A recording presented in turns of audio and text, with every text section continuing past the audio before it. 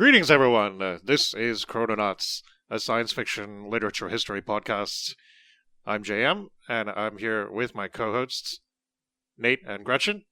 And today we're talking about the Karel Čapek classic, War with the Newts. But before we get into that, I'll just run down some of our things. We are all over the internet now. We have a blog spot, which we would like you to visit. There's a lot of cool material there, and there's more coming up. We're going to have a lot of translated works from Spanish that we'll be discussing in the near future. Yeah, if you like apocalyptic stories where future animals destroy humanity, then you might enjoy the upcoming translation of Alejandro Quesada's The Little Pigs. Yes, and you will be able to find that at chrononautspodcast.blogspot.com.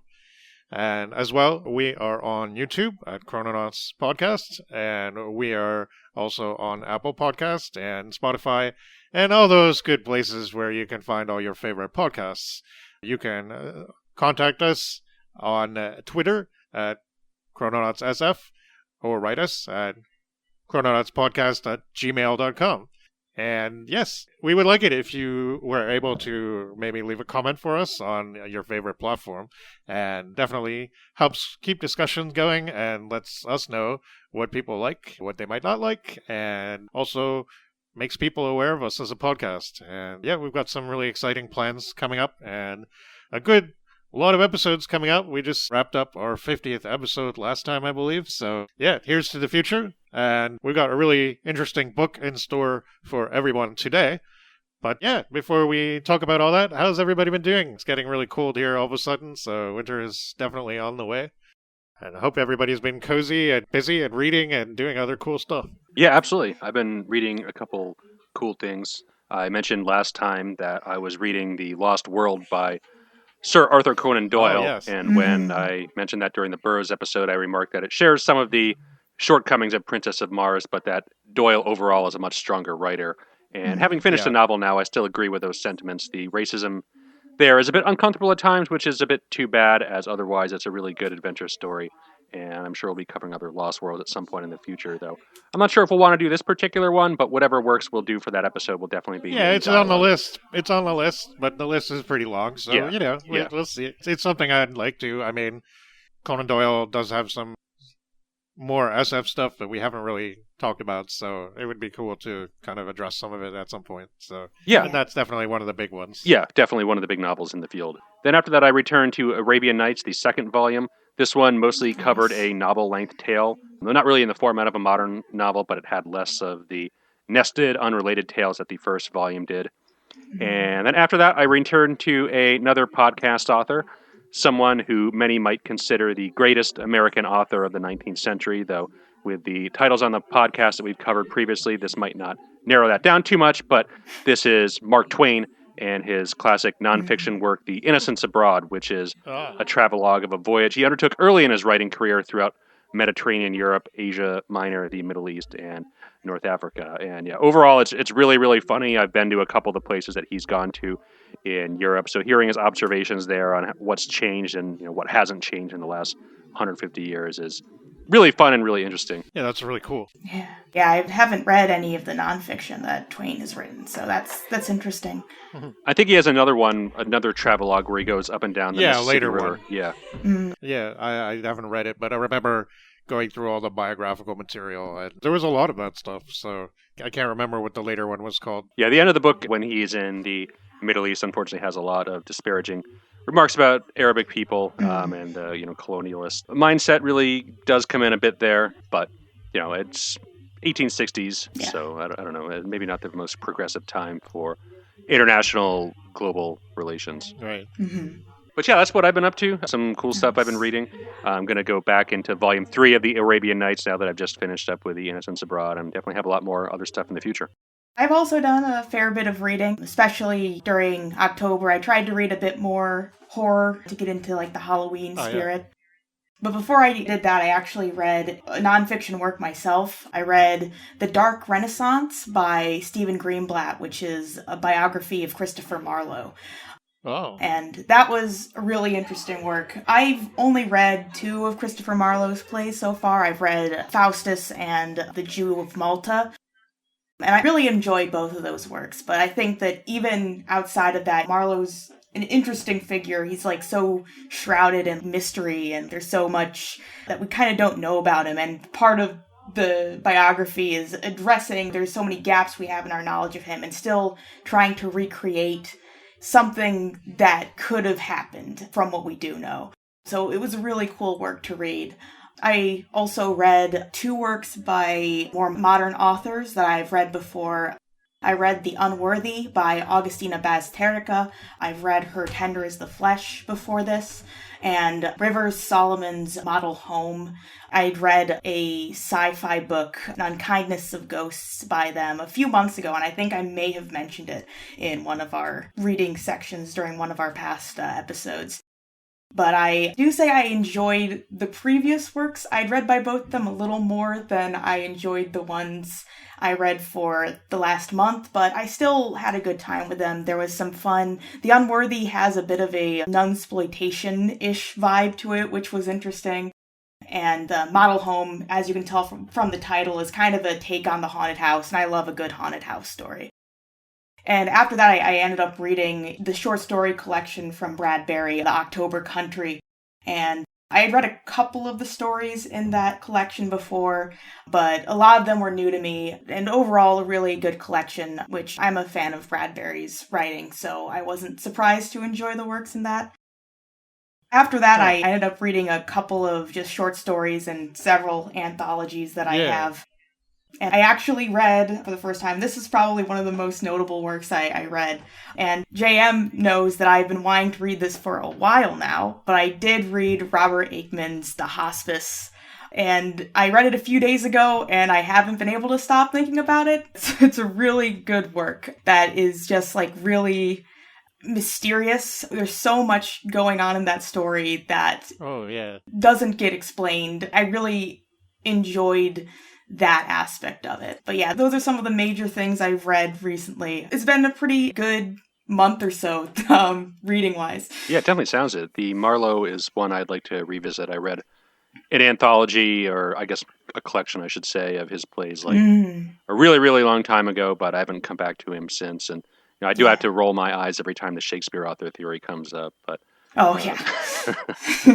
yeah, they do address that a bit, is discourage that. Yeah. Right. Oh, yeah, that's a really cool set of readings, for sure. Yes. Yeah, I read a few things, as well as one of the late 30s Weird Tales entries. The Black Drama by Manly Wade Wellman, which has to do with the fateful meeting of Lord Byron and the Shelleys and Mr. Polidori on that special evening of the inclement weather when they were all inside and writing spooky stories. And, well, we thought that Byron didn't come up with anything much, but apparently he did. And the story, The Black Drama, is the lost play from Byron, and Manly Wade Wellman wrote a kind of weird supernatural mystery around it, which was pretty fun. I also read We've Always Lived in the Castle by Shirley Jackson, which was a reread. And I've been reading a lot of her short stories lately in The Lottery and other stories. And yeah, it was time to read that one again. And yeah, it's really good. I don't know. It's a pretty short book, and it's one of those, she's so ambiguous sometimes where you don't know how to feel when finishing it. Is it a positive ending or not? I don't know. It seems like Mary Cat and her sister are going to be, I guess, happy in their little fortress. So, yeah, I don't know. It's an interesting book. Obviously very well written and powerful in its way. It's nothing overtly supernatural, but it does kind of have that feeling to it sometimes at certain points. And I also read a couple of crime novels because I got once again into Charles Willeford, and I couldn't really just stop at one, so I looked at some of his Hoke Mosley books, which is sort of where he broke into the mainstream in the 1980s after kind of doing a lot of other stuff for decades, including writing for some pretty, I guess, lowbrow publishing houses and stuff like that that specialized in really sleazy crime fiction and stuff, but there was always something a little more to him, a little more aspiring. And Sometimes, though, you can sort of see that background in his work because he can be a little bit harsh and very mean-spirited at times. But these books, Miami Blues and Sideswiped, were a lot of fun, actually. They were set in the Miami area in Florida, and you can tell he knows the area very well because there's tons and tons of background, and not just geographical details, but the people and the demographics and stuff like that. And yeah, I don't normally like police protagonist type books all that much, but I must say that Houck is not really your common upstanding heroic policeman at all. And the books are actually very funny at times. I raced through them and really enjoyed them. I know I have to read the Burnt Orange Heresy at some point. That was made into a movie not that long ago, and I was thinking of watching it after, but I still haven't read the books, so...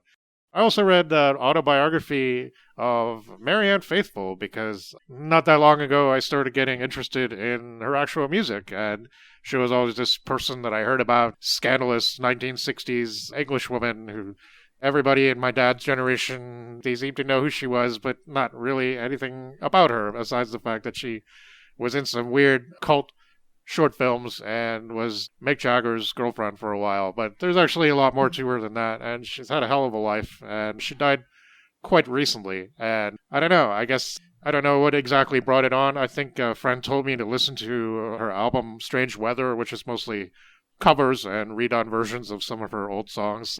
Basically, after the late 60s, lots of drinking and drug abuse and other things had a big impact on her life and also her voice. And I don't know if you guys heard the Metallica song she was on in the late 90s, but I think that was probably the first time I actually heard her sing. And I was kind of like, wow, what kind of voice is that, right?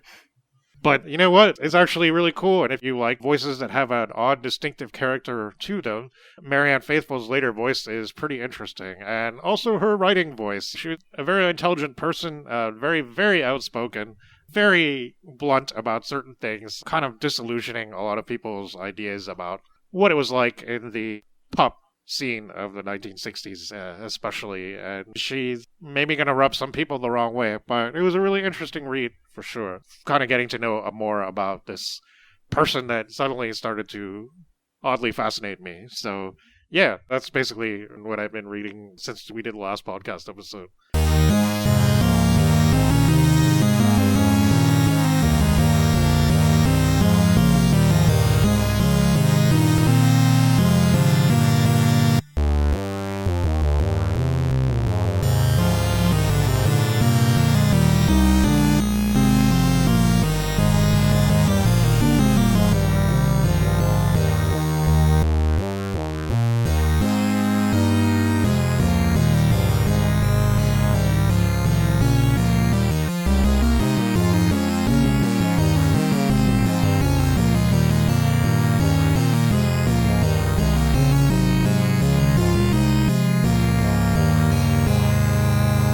Now it's time to talk about Where Were the Newts? And yeah, this was my choice. So I was pretty excited to talk about this book. It's one that I did read previously. There's 3 different translations that I know of available in English. And I've kind of looked at all 3. And yeah, I think we all pretty much read the Weatherall translation this time. Yeah, that's what I read. Yeah, that was the one I chose to do. And I was looking for comments online just about the translations, and I was surprised that one person on, I don't know if it was Goodreads or Reddit or somewhere, was saying that they didn't pick up on any of the humor in the Weatherall translation. And sometimes when I read comments like that, it's like, what, were you even reading the book? I don't know, because I mean... Yeah, my friend read it too, and she said the same thing. She didn't think it did until the ending. She didn't really pick up on a lot of the... It's funny, I did look at the Oser's translation last time. That's what I read, and I kind of went back to that, back and forth. The language is certainly a little more casual and contemporary, a little perhaps less formal, and I'm kind of not sure if the Czech is more like that, but the language in the Oser's version is a little more harsh. Some of the Van Took cursing is certainly more harsh. Some of the words are used, it seems like the older translation from contemporary to Čapek's time took it a little easy on certain things, and I don't know, maybe it's a little stiff. I didn't have a problem with it. I think that it was fine. Yeah, I didn't think it was stiff at all, and the humor really leapt off the page for me, especially in a lot of those beginning sections where we do have a lot of time with the Captain Van Toch. Yes. Yeah, I read this. There were a number of times when I was reading it, like, on my way to work, and I would be, like, at the bus stop reading it, and I would laugh out loud a bit at some of the moments of it. There are definitely pretty good moments of humor in this. It was really witty and clever, too, in the way it presents these things. I guess the version of the Weatherall that I read, it teases the book with the one scene where the Newt just comes up and starts speaking Czech to a couple of people, which is an amazing scene. It's one of the best scenes in the book. It's a great scene. Yeah, I mean, I don't know if we'll talk about that bit later, but that is a scene I also really enjoyed. Yeah, so this is available from the Gollancz Science Fiction Masterworks series in a book along with RUR, which we did a couple years ago now. And I believe that's the Oser's translation they use for that. I could be wrong about that, but it's definitely that one. Yeah, it's the Oser's because I remember seeing that when I was looking for the Weatherall version. Okay. Yeah. All right, cool. Yeah, so there's a few different translations available. If you want to go to Gutenberg, you can read the David Wiley, or Wiley. I think it's Wiley as his translation. Apparently he's done some German translations before, but I don't know about his Czech stuff. But supposedly he's known for translating some Kafka works. That translation also seems okay. I didn't look at that one as much, but I looked at that one a little bit too, and that one seemed a little bit more in a modern style again. But there's definitely not huge differences between the three, but I guess if you're coming at this from a 2025 perspective, probably go with maybe the Oser's, because it is a pretty good, fun translation. Perhaps it might be easier to pick up on the humor, I guess. I don't know. To me, this was a very funny book from the get-go. But yeah, I mean, it also has a very dark message and motif. But I guess before we get into that, I'll just talk a bit about some background for a few minutes.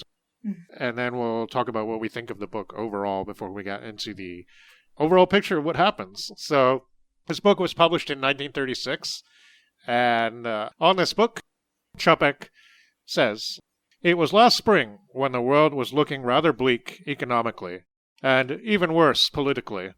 Apropos of I don't know what, I had written the sentence, 'You mustn't think that the evolution that gave rise to us was the only evolutionary possibility on this planet.' And that was it. That sentence was the reason I wrote War with the Newts. It is quite thinkable," Čapek continues, "that cultural development could be shaped through the mediation of another animal species. If the biological conditions were favorable, some civilization, not inferior to our own, could arise in the depths of the sea. If some species other than man were to attain that level we call civilization, what do you think? Would it do the same stupid things mankind has done? Would it fight the same wars? Would it invite the same historical calamities? What would we say if some animal other than man declared that its education and its numbers gave it the sole right to occupy the entire world and hold sway over all of creation? It was this confrontation with human history, and with the most pressing topical history, that forced me to sit down and write War with the Newts." So, while the satire in this book is sharp, and there are many targets, there's no simple way to look at this text, and it seems like the Newts are representatives of many different things. Is it fascism, or is it the exploited and abused? What are we to make of this? So I definitely came across some reviews and commentary from people that were very confused by this book and not really sure what its real targets were. I think I sort of have an answer to that, but we'll see as we talk about it, because I think it's certainly one of the most interesting things about the book is how, I guess, pointed and how assertive was Čapek in hitting his targets.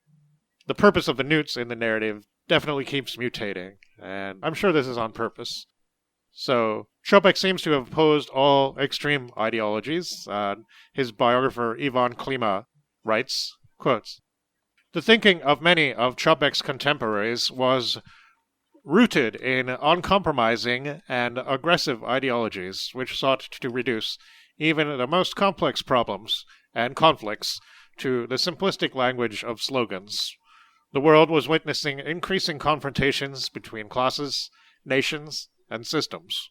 Communism and capitalism, bourgeoisie and proletariat, democracy and dictatorship, the black and white ideological thinking which continues to dominate the world. Ostensibly, everything could be grasped and explained in such language. Its chief effect, however, was to obscure the human side of every problem. Conflicts and issues were elevated to an impersonal level governed by power, strength, and abstract interests, where man was not responsible for his behavior or actions, and even less for the fate of society. And again, that's Klima's point of view on Čapek, but it seems to hold true, and it seems like during his lifetime, sometimes Čapek was criticized for this, and not, perhaps being almost too much of a champion of the small man and the provincialism of the small man and stuff like that. And it doesn't seem like he was doing this out of total reactionaryism, to me anyway.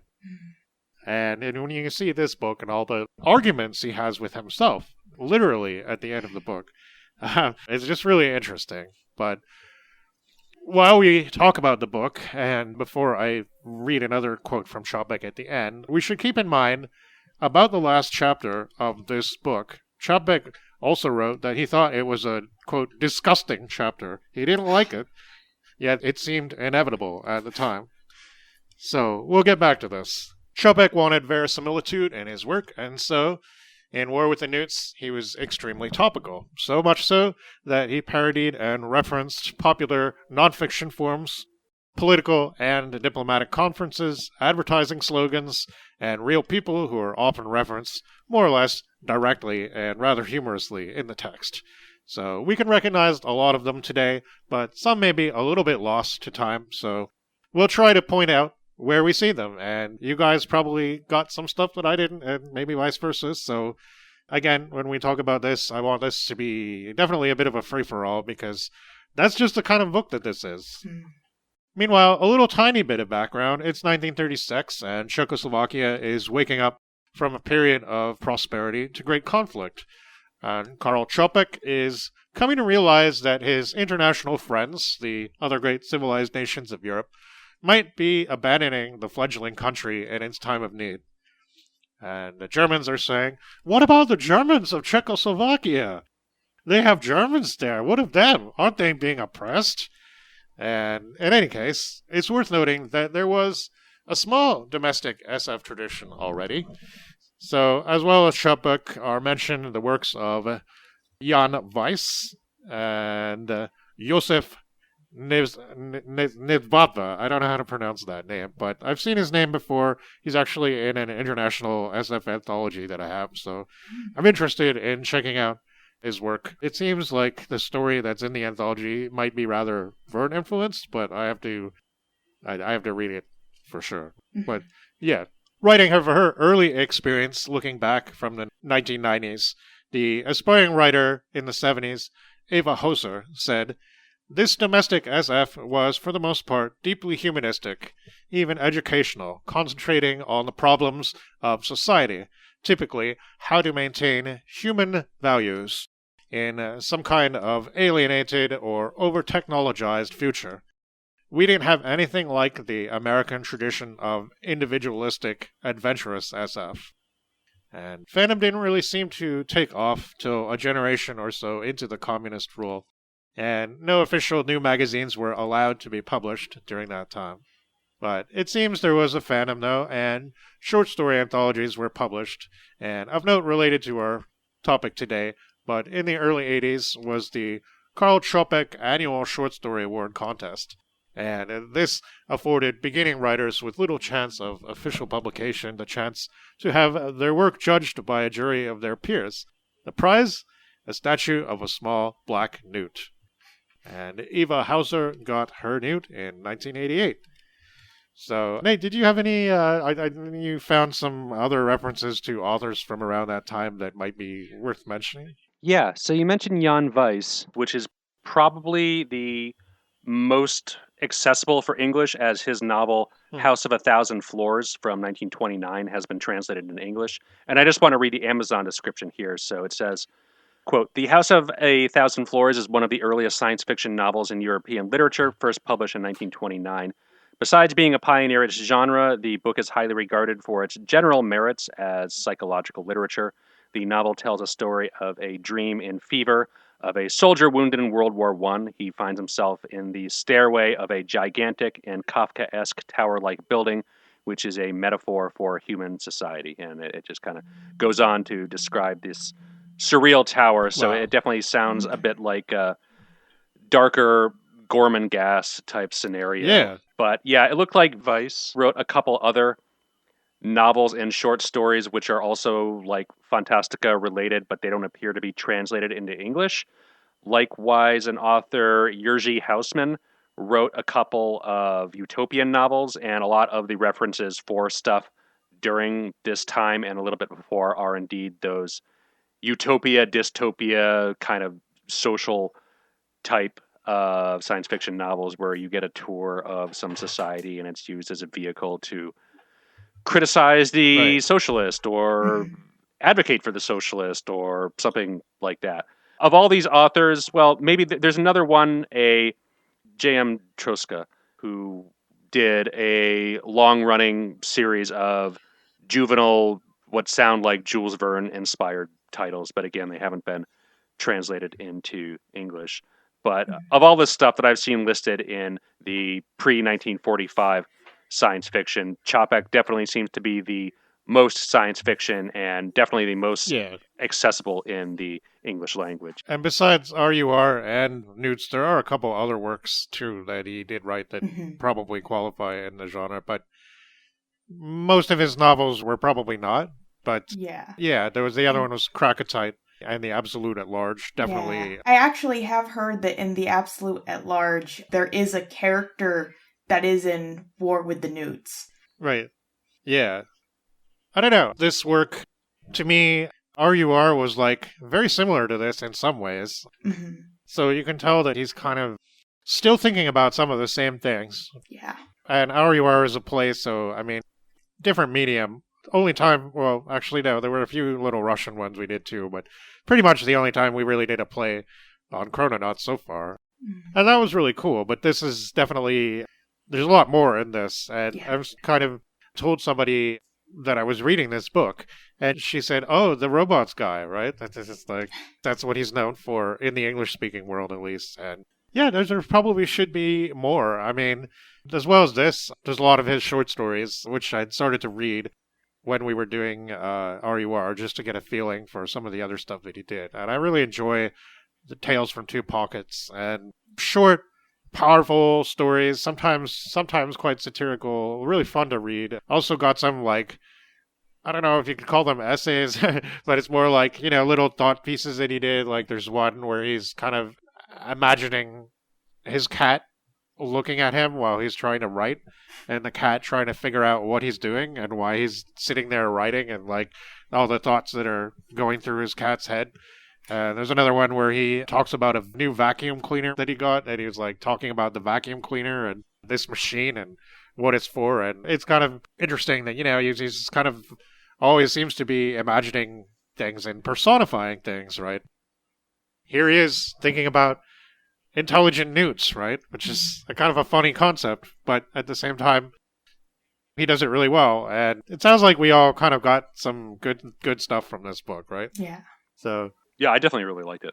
Probably more than RUR, I would say, though I really liked RUR too. But yeah, there's definitely a lot more in this. He hits I guess when you really think about it, is the basic same ideas, but just on a much broader and deeper level, I think. Yeah. And he experiments a lot more with style, especially in the middle section where it's just all these epistolary documents.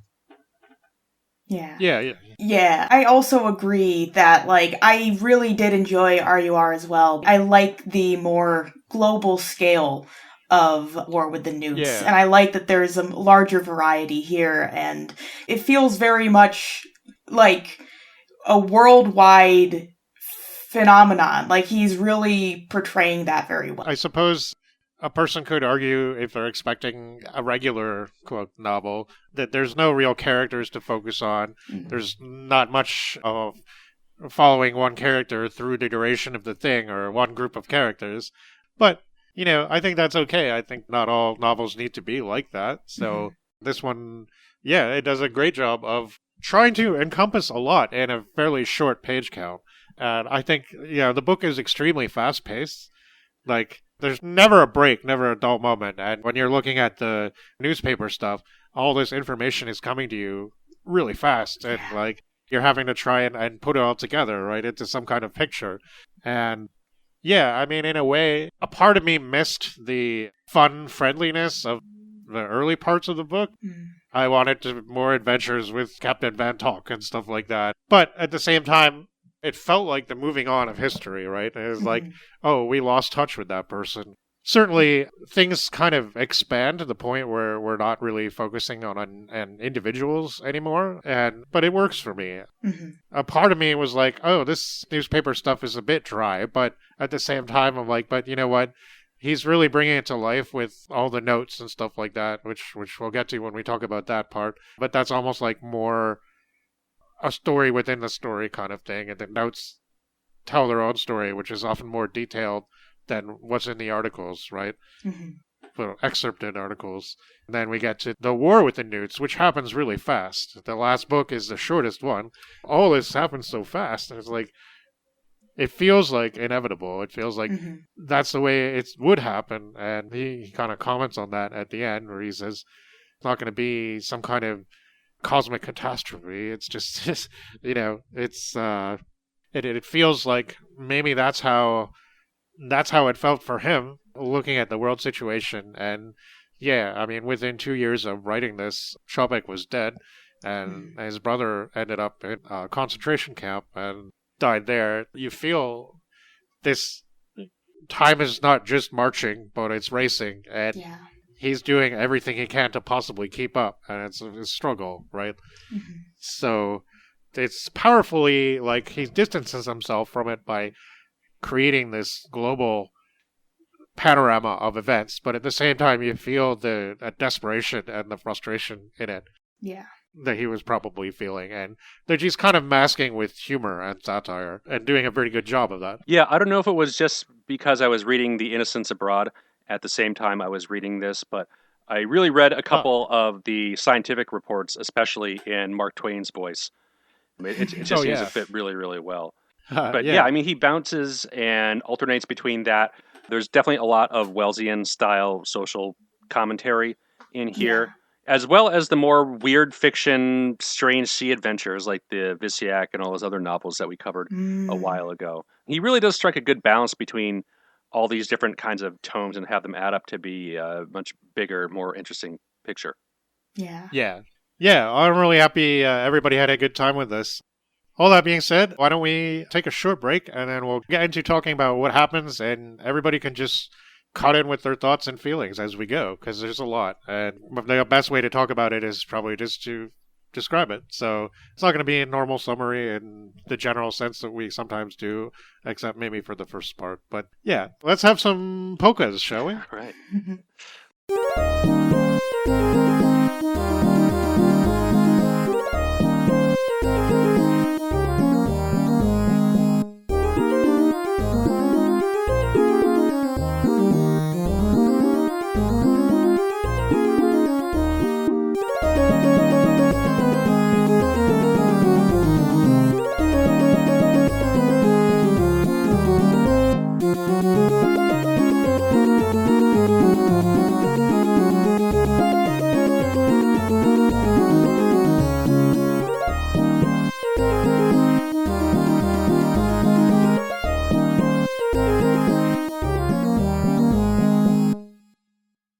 The book has a lot of fun little character sketches, but not really any central character, although we do return periodically to Mr. Povondra, who is kind of the anchor, no pun intended, on which the thing rests.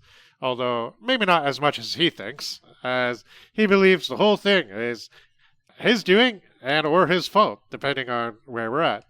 And it's pretty adorable. But our first character, though, is this drunken oaf of a sea captain, Van Tok, a Czech/Dutchman working in the Pacific Islands. And ostensibly, he's trying to get palm oil and other sundry goods, but in actuality, his bosses want him to bring back pearls. Lots of them.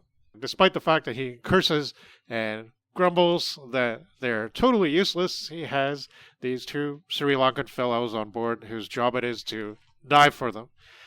However, they say the bay at Tanamasa, somewhere near Sumatra, is cursed with devils. And they won't go there even though there's apparently a lot to be found. And he's a funny character, this Van Tok. Lots of racial prejudices, perpetually drunk, bad-tempered, but in the Čapek tradition, also weirdly endearing. And he knows if there really are any devils, they would look like Europeans. And they would be French, most likely. And there probably aren't any of those in the Dutch colonies. So he insists talking in Malay to people who can't understand it, and so this Cuban-Portuguese character is translating for him, and he goes to Devil Bay, and it's there he gets introduced to the sea devils, or giant newts, or tapas. And they're not, in fact, Batak Islanders, but big salamanders, and they're not really giants, they're sort of childlike, often described as such in the text. And as the custom guys tells him, they have hands, and they have no trouble diving for pearls, and they like to eat what's in the oyster shells too. And not only do they learn, but they already make good dams, quote, perfect breakwaters, according to Van Tok. And they need protection from the sharks. The captain calls them to him like kittens, and, well, they say don't hand a man a fish, but teach him how to catch him. And that's kind of what Van Tok does by giving them knives, a harpoon, and other things which they can use. Labor-saving devices, all kinds, including wheelbarrows and hoists. And lots of them live down there, and they pretty much have their own town. And they stick to the area, and it's really obvious that Van Tok is quite delighted by these creatures. And you get the idea he likes his lizards more than he likes people. And they can sure get a lot of pearls if he keeps visiting and bringing them some cool stuff. He thinks of them as children, and at the moment, he's not far off. So Van Tok's got some plans now, and he takes a year's leave so he can set up his own thing. And we get some scene with a couple of newspaper boys trying and failing miserably to interview Van Tok later in his actual native town in Czechoslovakia. And the Ozer's translation uses the phrase, the silly season, which I love and learned from C.M. Kornbluth's story, The Silly Season, about reporters trying to navigate the fact that it's the worst time of year when everybody's reporting a whole lot of bullshit, and meanwhile there's an alien invasion about to happen and they don't even realize it, and it's the silly season, so nobody takes it seriously until it's too late. But yeah, I guess I don't know if people still use that phrase, but certainly in the 30s and 40s, it seems like the silly season was a thing. So I don't know what the equivalent would be nowadays on our modern digital landscape, but yeah.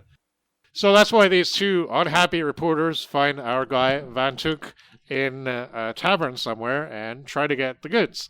I just love how Čapek sets up the need to interview this sea captain because there's literally no news and these guys are trying to think of things to do and are like, well, why don't we invent a new vitamin or something like that? And then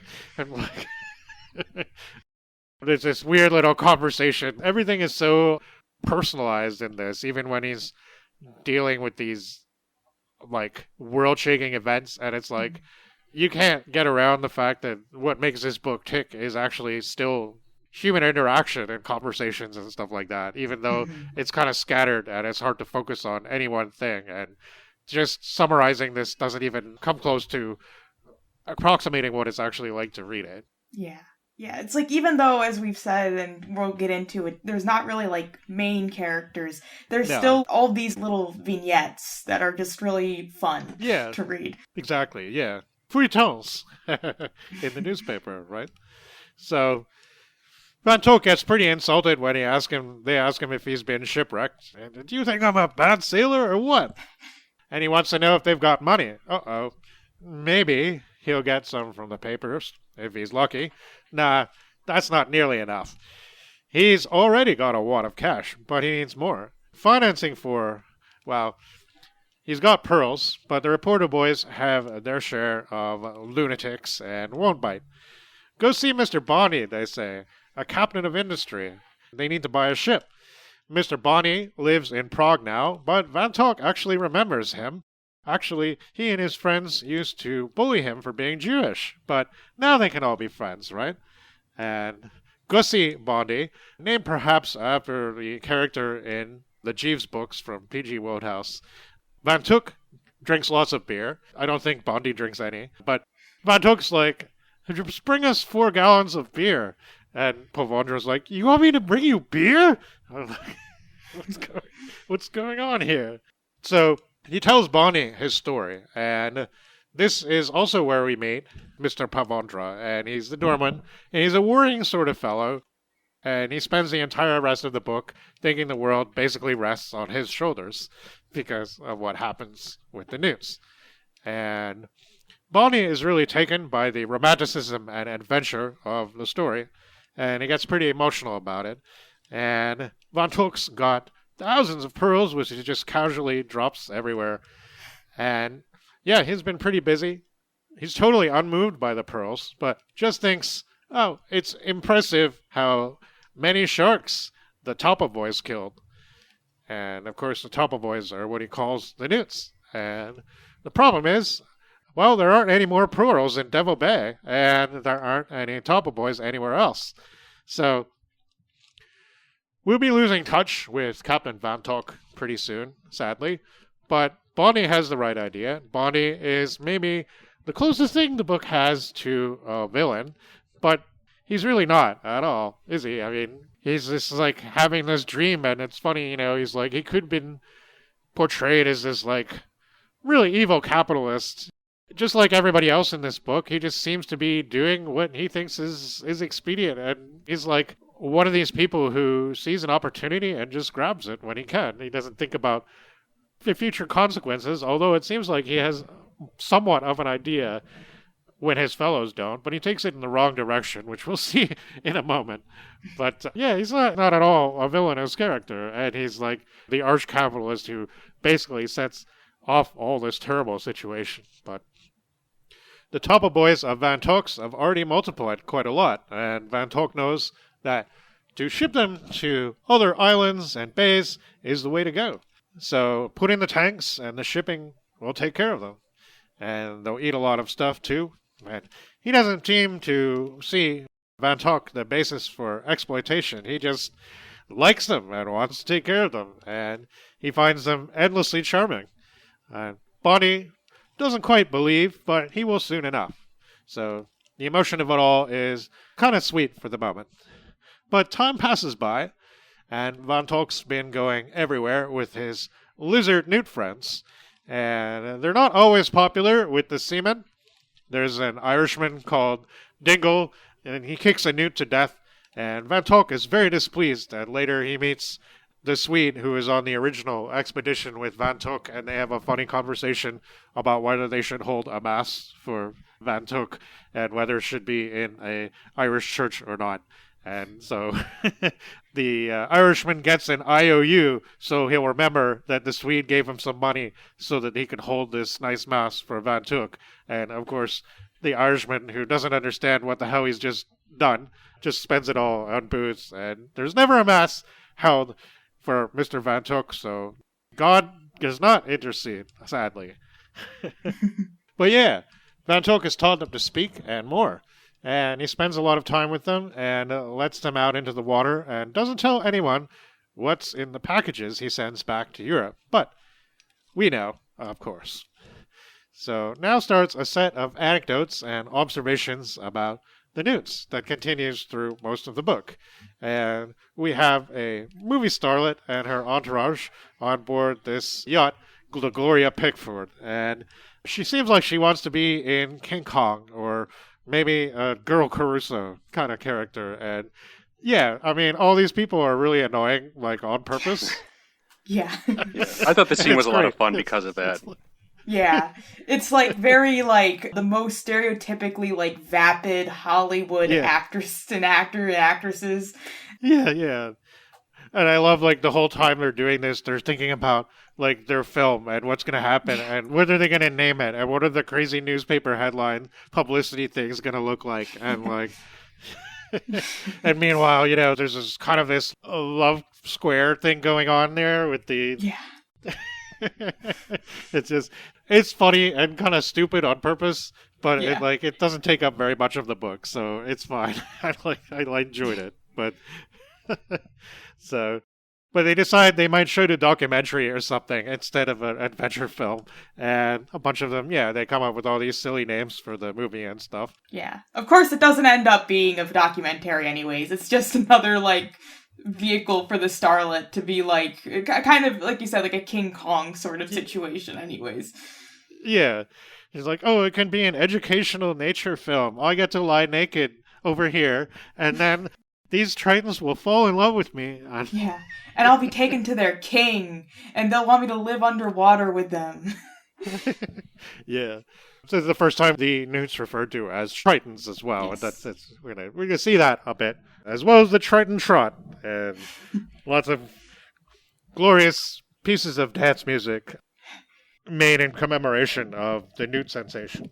So most of these anecdotes are just meant to be silly, but illustrate how the Newts are spreading around.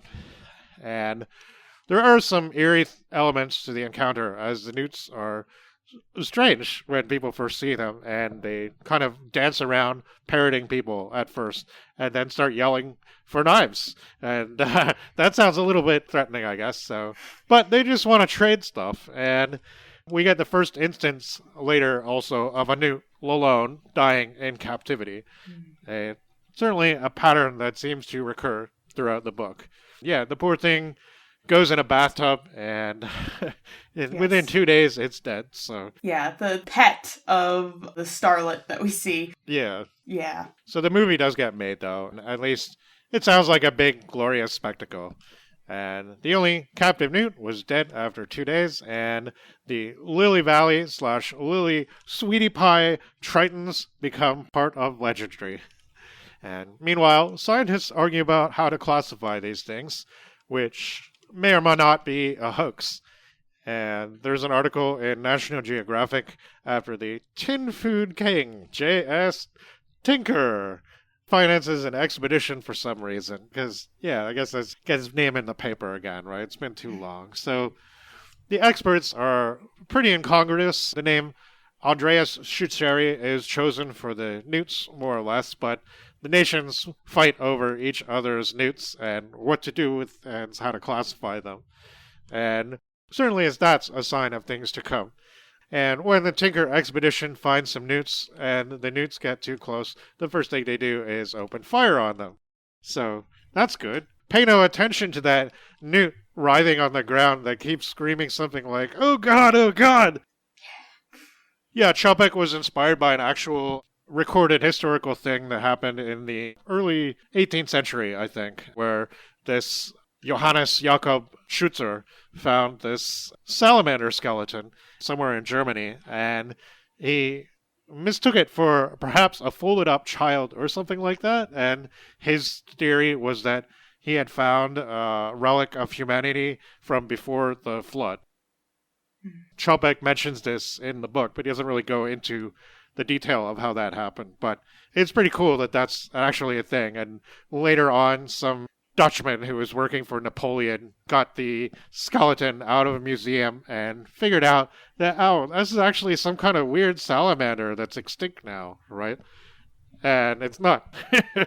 But it's interesting at the time that, Schutzer, who these things are now named after, mistook this creature for a human skeleton. So, meanwhile, at the London Zoo, they managed to get one in captivity. And This newt seems quite ordinary at first, until the night custodian hears it speaking.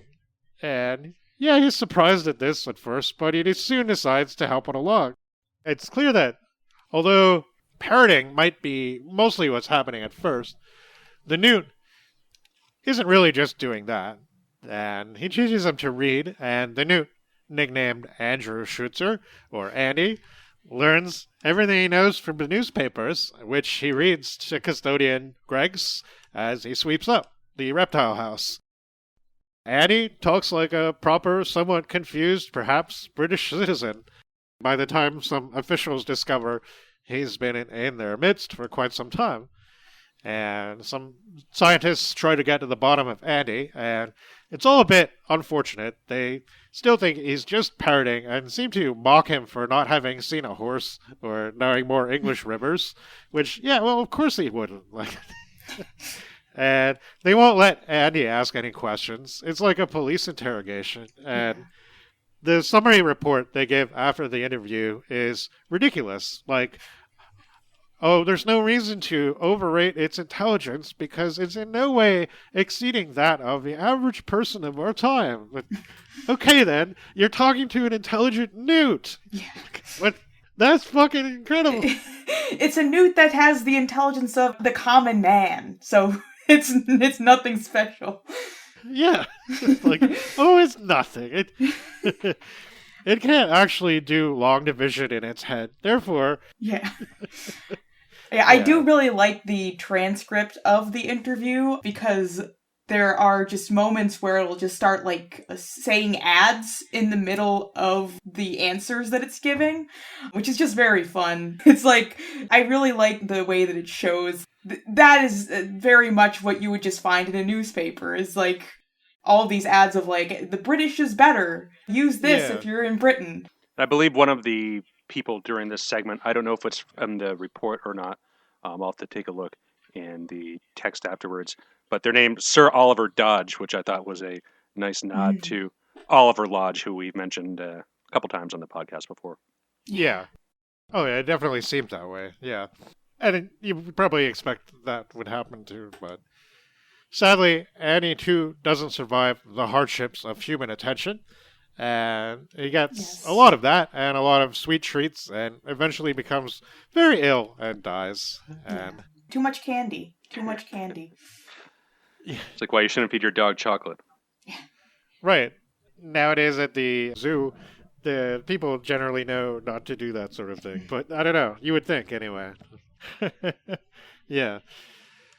But we get a glimpse of Povondra again, who has an 8-year-old son who he takes to the fair. And I don't know, I didn't really get this because in the commentaries I read about the translations, it said that the Weatherall actually anglicized some of the names, whereas the newer translations didn't. But in the Oser's translation, they make the kid's name Frankie, whereas in the Weatherall, it's Frantic or something, right? It sounds a lot more Czech, so I don't know.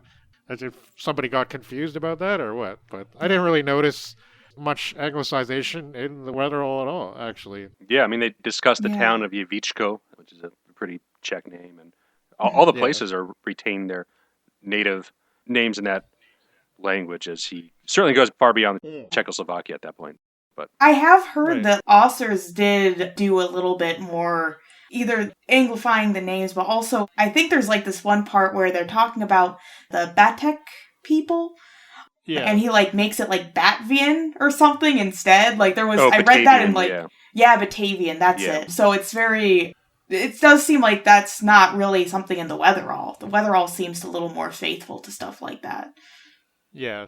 It's interesting doing a little bit of comparing at least, because we have all these to go on, right? So we don't have to all read the text in the same way. But yeah, I mean, for the most part, I think they're sticking pretty close together. But yeah.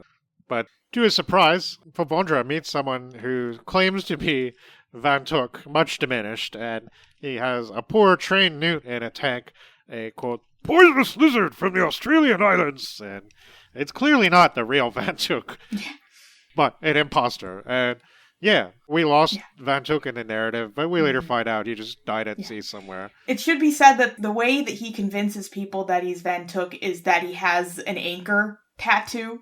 Like that, like it's just like, I'm Van Took. See, I have the traditional sailor tattoo. So obviously. Right. He's like, see, I have a tattoo to prove it. I'm that guy. I'm Captain Van Took. The tattoo of an anchor, right? Which, but yeah. Van Took has obviously become a bit of a legend in his own right. But yeah, there's speculation about the Newts' place in evolution, and that maybe they've been around a lot longer than we think. And they existed in isolated bays and islands, and due to circumstances, were not able to multiply much. But all that's changing now, and we didn't lose touch with Mr. Bondi. Mr. Bondi is ready for a new page to be turned. The Salamander Syndicate is formed out of his Pacific Export Company, which is called Pacific Export Association in the Weatherall, which I like because it's P, and I'm 12, as everybody knows, so I don't know. But they're in the business of procuring and selling pearls, but he knows these days are numbered, and that there's no way to be able to deal with the increasing new population. And the solution? Sell new labor instead. And that's right, he basically wants to start the slave trade, and it's all done in a very businesslike and efficient, civilized way. And there's all sorts of things that newts can do that are difficult for humans, and there can be a whole industry in newt goods. Money for everyone in the association. And there's lots of hype about changing the continents forever and forming the new Atlantis. All sorts of ideas on how the capitalists can keep their monopoly, including selling only male newt labor, or castrating or sterilizing newts, and more. And agreements are reached, and Bonnie is relieved that the Tapa boys now have some definite value and will be, quote, decently treated. And the other guys don't even know what the Tapa boys are, and they don't even know what a newt really looks like. And then we get the inserted appendix, The Sex Lives of the Newts, and it's like it's written by a completely different person. Yeah. There's a lot of anthropomorphizing, and I don't know. I don't think this is like one of his serious targets. Maybe he doesn't feel that strongly about this, but did anyone think that he was, I don't know, maybe, I mean, it may be a little bit ahead of that time, but did you think he was maybe making a bit of a gentle parody of feminism? I just thought like how he was just describing, so the person that made all these observations, I forget what her name is, she's talking about how the male newts basically don't do anything, and it's all this like pointless ritual and stuff like that. And the female newts, I mean, it's just like, I don't know, the way it's phrased just kind of made me think of a certain like mindset where it's like, oh, well, we don't really need men, right?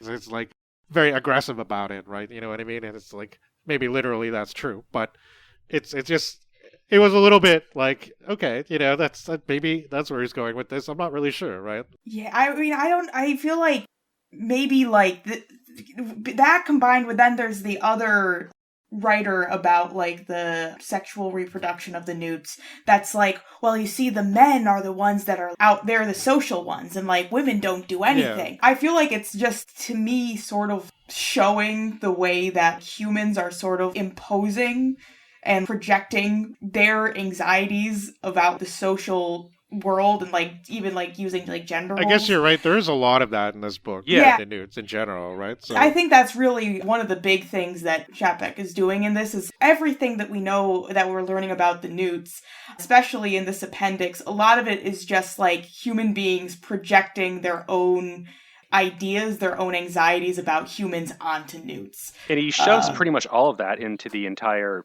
novel. I mean, pretty much every social movement and line of political thought is criticized and satirized here. I mean, right now we have the capitalist, British East India Company and the Atlantic slave trade with this part. But yeah, it's really impressive how he seems to encompass almost all of human history and human political thought in this book of using the Newts as a parallel for the development of humanity from rising up from the ocean and then eventually having technology transferred to them through this exploitative scene. Yeah. We can get into this a little bit more later about like some of the maybe main things that the Newts are supposed to represent, or like what Čapek is saying, because there's definitely some major interpretations of what the Newts are doing here. But I feel like overall, the Newts are just a way for characters to just project anything onto them. This is the novel's device of showing the whole of society and what worries them and what concerns them. Yeah, I think that's really interesting how Čapek has done it. Yeah, definitely. Yeah, I guess some of the confusion that seems to be felt with this book again is like there's a flip partway through, right? Where it's like, you feel really, really sorry for the Newts, and then all of a sudden, like, oh, but wait, they're killing everybody, right? This is like, and that's an obvious Nazi parallel that he's drawing here, and so on. But again, I think like the Newts definitely represent a lot of different things, and so does humanity, right? The Newts are picking up all these. I mean, maybe they do have their own culture under there. Maybe they have their own stuff that the characters in this book don't even really know about, don't even seem to mostly really want to know about. But they picked up a lot of habits and a lot of ideas from humans. Yeah. And so, like a newt or newts in general, I guess, can be one of many things. Yeah. So just saying like, oh, he's aiming at this one target the whole time. I mean, he's really trying to take into account everything. Yeah. By first reading it, like you said, Jan, there is this flip where it's first you're kind of thinking like the Newts are more representative of colonized people that are like suffering under colonialism, just like the fact that there is the comparison to the Atlantic slave trade with the Newt trade and the location that they're first found, the way that they're compared to the natives of Sri Lanka and that region. And then you get at the very end, it does seem like the Newts are fascists, that they're the Nazis. But I think that it's like the fact that Čapek starts with that they're the colonized to they're fascists is almost like showing the broad range of what the Newts are supposed to resemble. And I guess we'll get a little bit more when we get there, but when they do turn to that fascist bent, it's almost just like one particular strain of Newts that picks up on this strain, that all of Newt kind isn't exactly like that. Yeah. Yeah. You mean the German Newts? But I mean, the Newts, they basically dance around, and the male Newts, that is, they don't do much. And they act like men everywhere, I suppose. It's the sexual milieu that impregnates Newts. The sexual milieu, any kind of sex. After that, we actually start the second book. And this is the part called Up the Ladder, or Up the Steps of Civilization, depending on which translation you use. And this is all a series of sort of randomly assorted newspaper clippings and accompanying notes that describe the growing sensation of the Newts. And we have all sorts of anecdotes here. And we can't really go through them all, but we can certainly give some highlights. Yeah. And one thing is that the clippings are ostensibly collected by Mr. Pavondra, who has become something of a self-appointed Newt expert. Mm-hmm. And there's bits of his collection that have survived into the New Age, whatever that is, and preserved for posterity. And we have stuff from all over the world, and showing how the Newts are, in no particular sequence, exploited, fetishized, used as scapegoats, educated, vivisected, and in other ways experimented on, ghettoized, and in some weird way, despite the Newt sensation, ignored as intelligent people. And this all the while where they're clearly achieving very much. There are Newt scientists and Newt mathematicians, but humans are again quick to point out that, well, I mean, they aren't any better than your average human scientist or mathematician, so what's the big deal? And John Rieder, in his essay on War with the Newts, in the book Uneven Futures, to thank for helping get some of this in some sort of order, but there's a nice a list of different things that come up in this section. And I guess the first one I'll mention is the Newt Market Report, which indicates 1 million newts have been sold in the previous month, employed in titanic projects worldwide, such as widening the Panama Canal and dredging the Torres Straits. We also have a story about a bunch of passengers on a sea liner being drowned and newt heroism in coming to rescue them. Some of the local Madrasi are quite upset that the newts should have been allowed to touch drowning persons of higher castes. There's a series of reports that basically the newt slave trade and the S trade. And if the slave trade in the past had been as well organized and as hygienically practiced as the present newt trade, the slaves could have been congratulated. Which, wow, I mean, yeah, that's... So there's also an article that looks like it comes from a paper with a very different political demographic, which is a follow-up to that, which talks about mass abductions, in which, on average, between 25 and 30% of the captured newts survive. So that's great. And yeah, there's all kinds of reports on projects that the newts are working on, like the Greater Italy Project, which would take up virtually the entire Mediterranean. And new islands that Japan is making and Germany are making. The world's first aircraft island built by the United States, which has, quote, a giant hotel, a sports stadium, a fun park, and a cinema seating 5,000. Yeah, I thought it was interesting he was talking about island creation projects here. I was recently in the Netherlands, and I went to a show in a city maybe about half an hour outside of Amsterdam, and that's what they did there. They just created an island out of the sea. Oh, so shortly after this. Yeah, it says all of the land, or Wikipedia says this anyway, almost all the land belonging to Flevoland, which is the province in the Netherlands, was reclaimed in the 1950s and the 1960s. It would have been after this book was written when the project was completed, but I believe the project, it says it started in the 1930s. So the idea was floating around, I guess, and I do wonder if Čapek had been made aware of that project and was thinking about that when he wrote these scenes into the book. Interesting. Well, they didn't have any newts to help them. No, they definitely didn't, yeah. Yeah.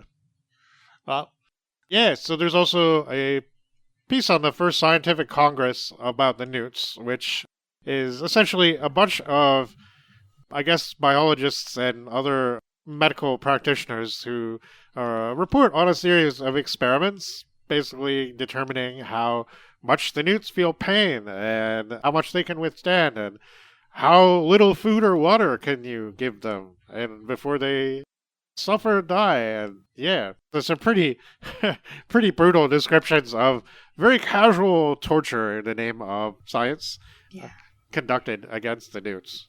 And this one I thought was funny. There's a magazine piece called Do Newts Have Souls?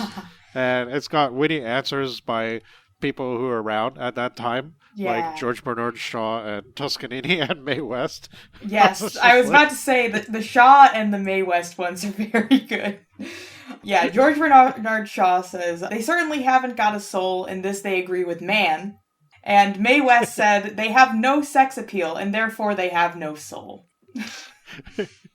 And Toscanini definitely thought they didn't have any souls. Yeah. I never have seen a newt, but I am convinced that creatures who have no music have no soul. Right, obviously. Yeah. So there's a bunch of initiatives to create a universal language to accommodate the worldwide spread of the newt population, but nobody can agree on what language to use. Yes. There's a different one in champion everywhere, and some fringe groups suggest Esperanto, but they don't seem to really belong anywhere. And then someone suggests sort of an Esperanto, but for newts as well. Yeah, I do like how much Esperanto comes up in these science fiction works from around this time. It does come up a lot, doesn't it? Well, I mean, it's not really surprising, right? Because I think for a while there, it wasn't uncommon to hear people say things like, if we didn't all speak different languages, we'd probably be able to get along better, right? I don't think that's really true. No, not at all. It seems like... No. Yeah. I mean, look how well we get along in America. We all speak English for the most part. And you all speak the same language, right? Yeah. Well, there's the International League for the Protection of Salamanders, which doesn't seem to do much good, but they ensure that work newt camps and everything, all the housings, nice big wooden fences around everything to protect the newts against all kinds of molestation. But it's mostly to make sure that there's a proper segregated environment for the newts to be in, and that's important. So now we get the infamous report in the U.S. papers about females who claim to have been raped by newts while bathing. And yeah, I mean, a little bit of a serious flashback there, but also I think Čapek was probably thinking of the same kind of incidents that were mentioned in the W.E.B. Du Bois biography about the lynching of Black American men on false pretenses. And there's even some mention of the African American community stepping up and being like, yeah, that's not a good idea. We should not lynch newts. Yeah. That's not good, right? Very birth of a nation. And I mean, it's kind of hard to believe in 2025 what a huge film that was and how it was like everywhere for a while. Yeah. Considering not only the subject matter, but the fact that it's like 4 hours long. Yeah. It just almost seems unthinkable, but it was. Right. And that's pretty much exactly what the deal with that movie is. Yeah. So it seemed like there was some sensational copycat kind of material that became like blew up, and people's, mostly I guess rural white people, his sensibilities were seriously offended or something. And I don't know. Yeah. It is pretty hard to imagine, but yeah. There's also a communist manifesto addressed to the newts, and unfortunately, you can't make a hell of a lot of sense of it because the censor's gone to town scratching black marks over all kinds of stuff. But it seems to be relevant to stir up the new proletariat and stuff like that. And yeah, there's a summary of opposing views that take shape regarding the newt problem. And there's the newts are the new working class. And there's also the newts are dangerous competition to the human workforce. And there's also all these different pamphlets from different people with different organizations with fun titles like Newts Friends and Friends Newts and Oh Brother Newts. And the German one says Newts throughout the Jews. And yeah, that's definitely a theme going through this. You definitely see the shadow of that. Whenever Germany is referred to, there's definitely that whiff of fascism in the air. So yeah. On a lighter note, the last one is Colleagues Newt from a swimming team, which is pretty fun. Yeah. Yeah, that was. And yeah, there's the important stuff that happens, though, outside of that, like the first scientific paper written by a newt, which goes virtually unnoticed. He contributed it to the human world, because why not? And there are some nice interactions, too. There's a French school teacher who hangs out with her newt pupils in water, presumably naked, but it's seen as rather scandalous. She gets a reprimand for it, but the newts seem to enjoy her company. Yeah, there's also the fun and sweet interaction between an old Czech couple and a newt who speaks Czech. Yes. He got it from a Teach Yourself Czech for Newts book. And the couple is just really happy that someone so far away can speak Czech. And they invite him to Czechoslovakia. And the newt, who calls himself Borislav Jablonski or something, he says, no, sadly, it's only rivers there. The waters would probably be poisonous for me, so I can't come to Czechoslovakia. But I'm glad your country is exactly like I read about it in my book. That's really awesome. And yeah, there's this really great thing he says where he says, may lamentations rise to God so that many excellent monuments perished in the 30 Years' War. If I am not mistaken, the Czech land was then turned into a desert, soaked with blood and tears. what good fortune it was that the negative genitive did not disappear.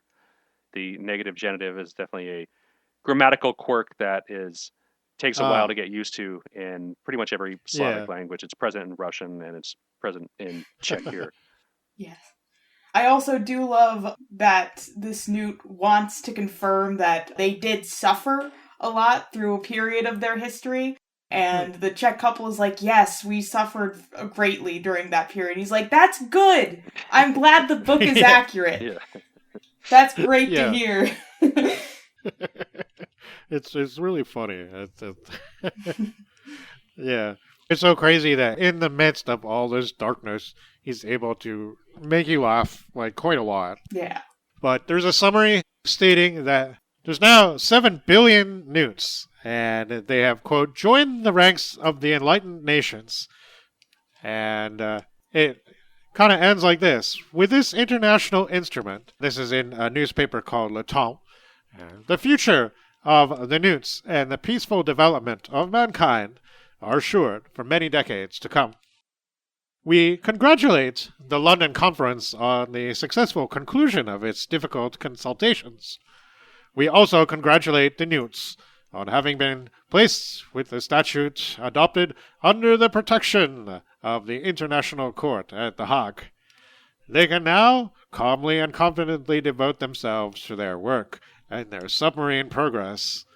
Let us emphasize again that the depoliticization of the Newts problem, as achieved at the London Conference, is one of the most important guarantees of world peace.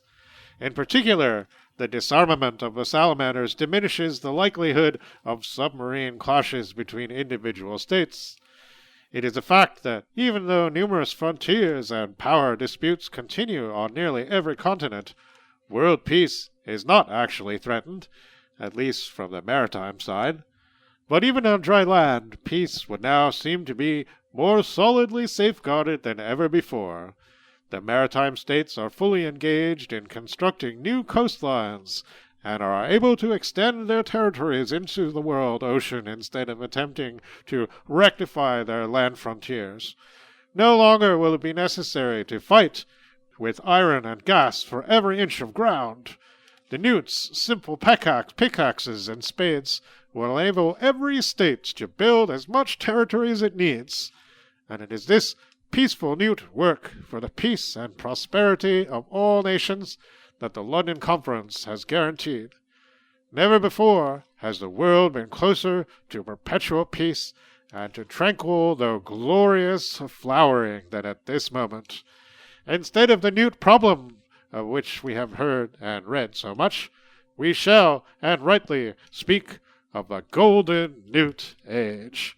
And yeah, that's the end of book 2, except for a final chapter around Mr. Pravondra. So what do you guys think of I'm just going to get up for a second and get me a drink, but while I'm doing that, what do you guys think of the structure of this part with the notes and everything? Because I thought it was kind of interesting the way he handled that. The notes kind of really tell their own narrative and an arguably more poignant way than the articles that they're supposed to be referring to. Yeah. Well, first of all, in general, I am a big fan of when any piece of fiction just has footnotes. I just really like footnotes and things. I especially even like when we were reading Languages of Pow. There's not many, but there's a couple at the beginning, and I just really like it. Maybe that's just the academic in me. I do like a good footnote. But I really enjoy that in War with the Newts, particularly. I enjoy that the main body of this section of the book is almost trying to maintain like an impartial stance on what is being said or what is being commented on.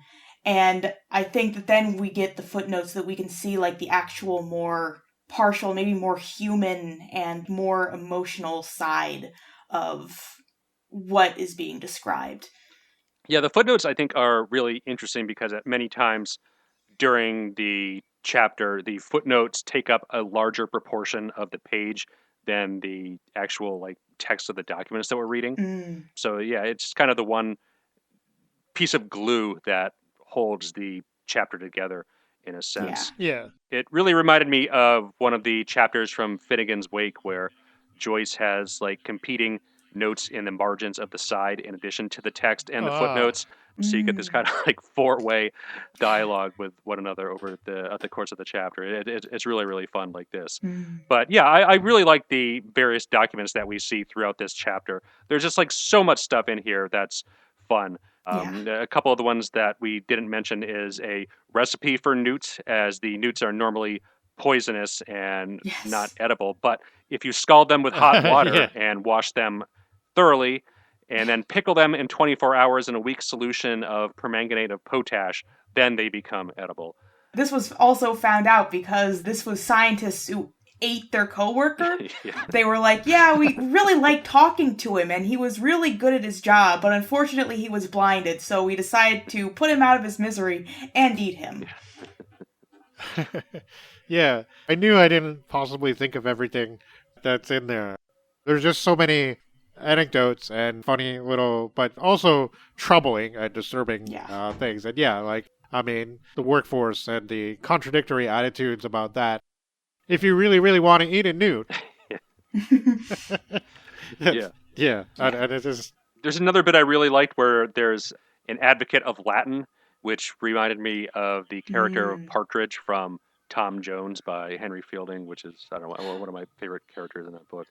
So I really like that little bit too. But yeah, the overall, I guess, story of what happens in the real world does get a lot darker from this point on. And these primary source documents that we get are just a really fascinating look into how that all unfolds, because we get it from all points of society. And I think this is a really effective way of capturing that, not just like Čapek lecturing to us in third person, or, we get it through the eyes of the people who are living in this rapidly transforming world with the, I guess, controversial newt problem on the rise.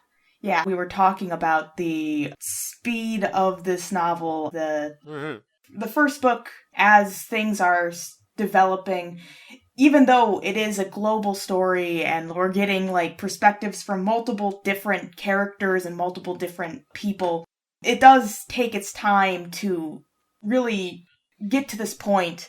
And then it keeps things moving. Yeah, it keeps things moving, but it's like, this is like the beginning of like showing just how exponentially faster everything is getting. How it kind of like very much captures the newt mania of just this idea of this frenzy around the newts, of this interest in the newts, and the kind of heightened production and of not just the newts themselves, but like the culture around them and the work that they're doing and everything that is being done in society through the newts. Yeah, I think it is also a really interesting commentary on technology transfer and this rapid expansion of an ecological species that transforms everything around it. Because at the beginning of the novel, the newts are really just confined to this one bay that they can't escape. But now that they've been shipped all over the world and shown how to use just basic tools, they're able to put the pieces together and start building sophisticated stuff on their own and making scientific discoveries on their own, which we'll see what they do with in just a little bit here. But yeah, it's a really interesting, I guess, look at how technology develops throughout a civilization and how that can be, I guess, artificially sparked by a more technologically advanced culture, just kind of throwing these technologies at a population and not only just displaced from their native environment across the entire globe. There's actually a very perfect quote from the book that illustrates kind of what we were starting to talk about with the speed of things in this book and how everything really just seems to race along. I believe this is towards it's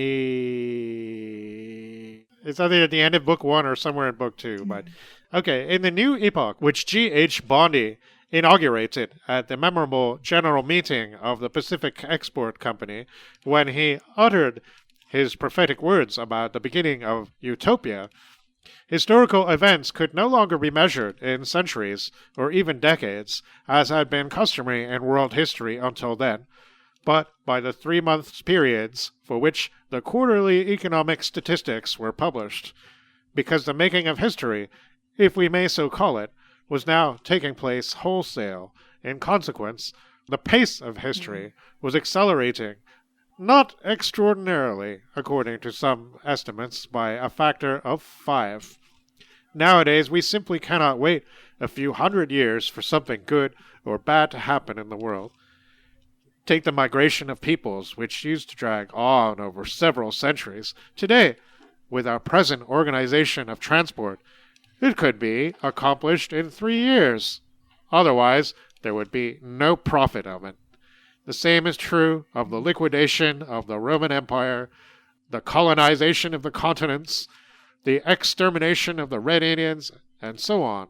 All these things could have been accomplished incomparably more swiftly if they had been put in the hands of entrepreneurs with a lot of capital behind them. In that respect, the huge success of the Salamander Syndicate and its powerful influence on world history undoubtedly points the way to the future. And I really think that's just Čapek talking to the audience in general, not necessarily just about the Salamander Syndicate, right? He knew what way the wind is blowing, and now look at us, right? I look at news about technology that's like a year old, and I'm like, oh, that's ancient history now, right? Yeah, it's the nature of technology and also the nature of capital. Capitalism needs to keep expanding and expanding in order to survive. So both of those types of accelerations are very relevant to this novel. Oh, yeah, he seemed to just get so many things, and I don't know. It's really sad to me that Čapek didn't even, I mean, I'm sure being in part of the Second World War would have been terrible, and he might not have made it anyway, as many in Czechoslovakia did not, but considering the fate of his brother.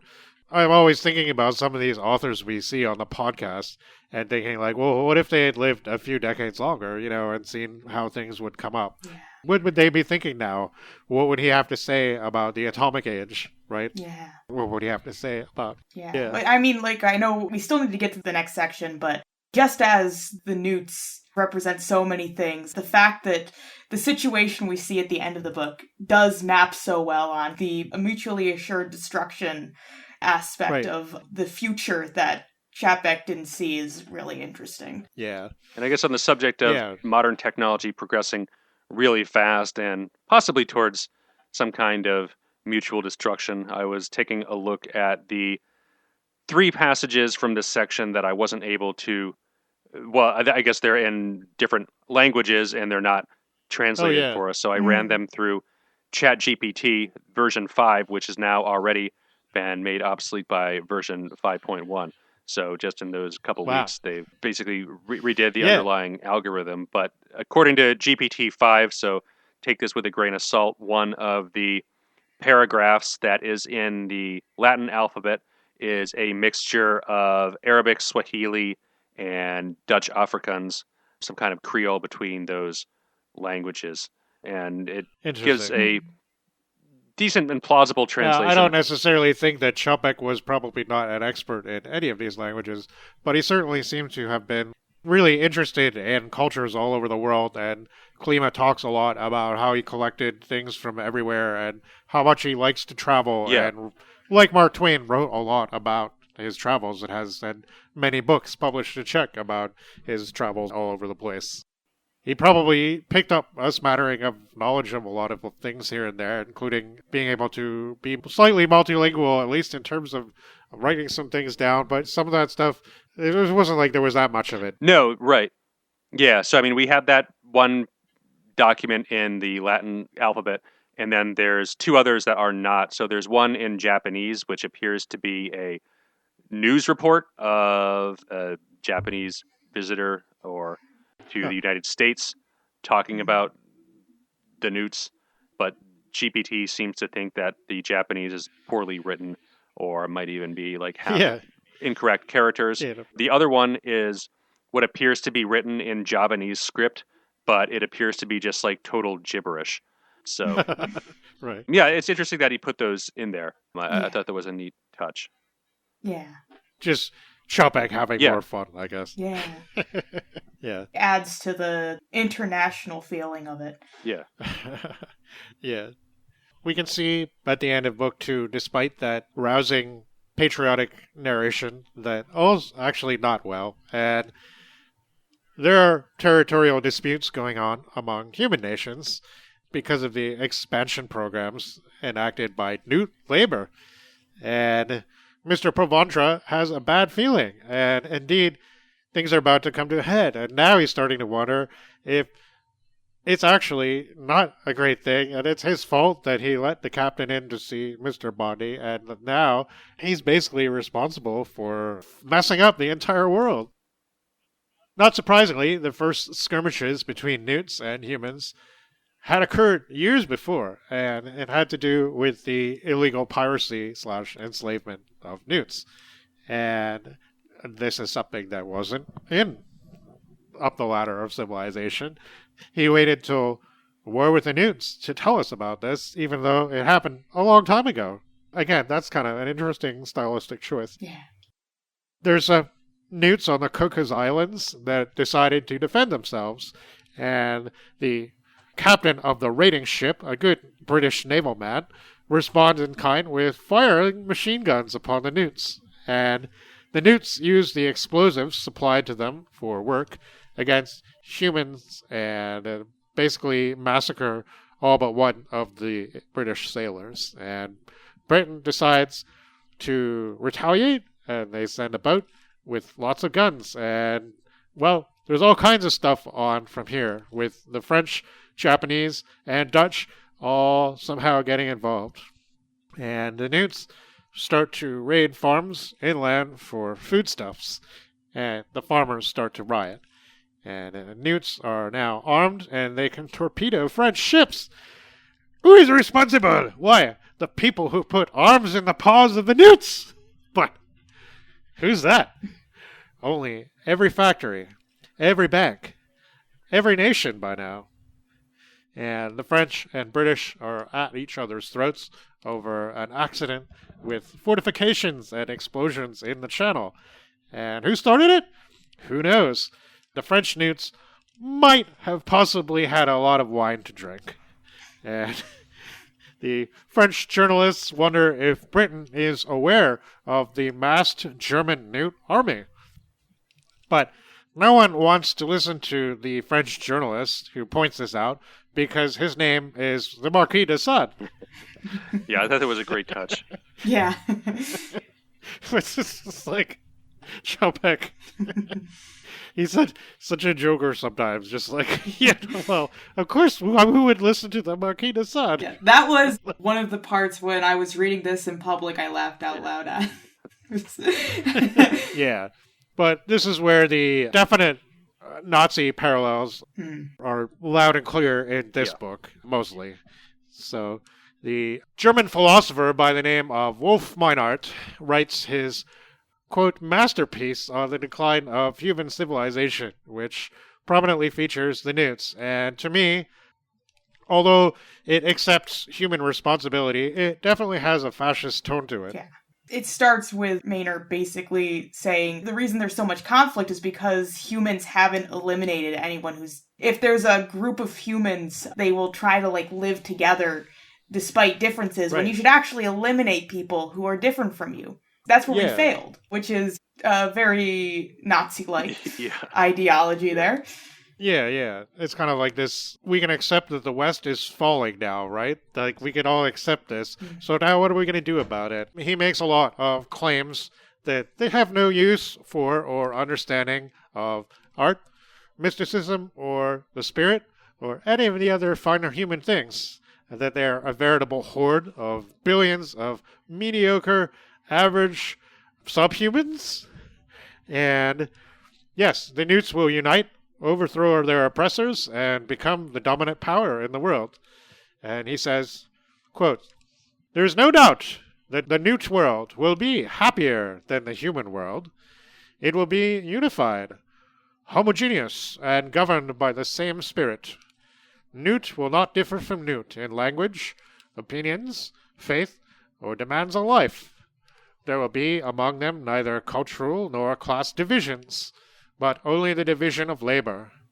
There will be no masters and no slaves, for they will serve the great Newt entity, which will be their god, their ruler, their employer, and their spiritual guide. There will be but one nation and but one standard. It will be a better and a more perfect world than ours was. It will be the only possibly happy new world. Very well, then. let us make room for it. There is nothing that expiring mankind can do now other than to accelerate its own demise in tragic beauty, unless it is too late even for that. And yeah, it sounds like some guy yelling about communism, right? That's what it sounds like. Yeah. Those damn Bolsheviks, right? Yeah. But perhaps more poignantly, perhaps from the position of the author, although it carries some of the same messages, and this is, I think, is really interesting. So not long after, we get this mysterious pamphlet from a figure called X, published in English, about the newt problem again. And this is definitely a warning, and it's definitely a bit strident, but you can see how it would have troubled the people reading it at the time. And nobody really knows how many newts there are, and how many emplacements and machines and weapons and factories. And what if Meinert was right? What if the water rises up to claim ownership over the dry land? And the silence of the newts is terrifying. Why don't they give us terms? Why don't they open negotiations? And he more or less ends his pamphlet with, "You fools! Stop feeding the newts! Stop employing them! Dispense with their services! Let them emigrate to wherever they can feed themselves like other marine creatures! Nature itself will deal with their excessive numbers. If only man, human civilization, and human history will at last stop working for the salamanders, and stop supplying the newts with arms, put an end to supplying them with metals and high explosives, stop sending them machines and human manufacturers. You would not supply teeth to tigers or venom to snakes. You would not light fires under a volcano or breach flood protection dams. Let an embargo be imposed on supplies to all the oceans. Let the newts be put outside the law. Let them be accursed and excluded from our world. Let a union of nations against newts be set up." And finally, the words of X finally do seem to bear fruit. And there's the Louisiana earthquake, and a swath of the state gets submerged and flooded. And it's the first of several such disasters. And the next is in China, and of a much larger magnitude, but not many people in the West and really paid attention to that. I don't know if it must be a total coincidence, but I was vaguely reminded of the Doctor Who story Enemy of the World, because coming up with the salamander, Chief Salamander, right? And all the earthquakes and stuff like that. Yeah, I didn't put two and two together. Yeah, but that's good. Underground bunker of scientists working to upend the world, and there's this weird hint at the end of the book, which we'll get into, that I don't necessarily think you should take at face value. I mean, it depends on how you want to take the story, but there's a weird hint that there's actually a human being behind the Chief Salamander. Yes. But the weird hint is very clearly pointing at a very specific person in history at that time.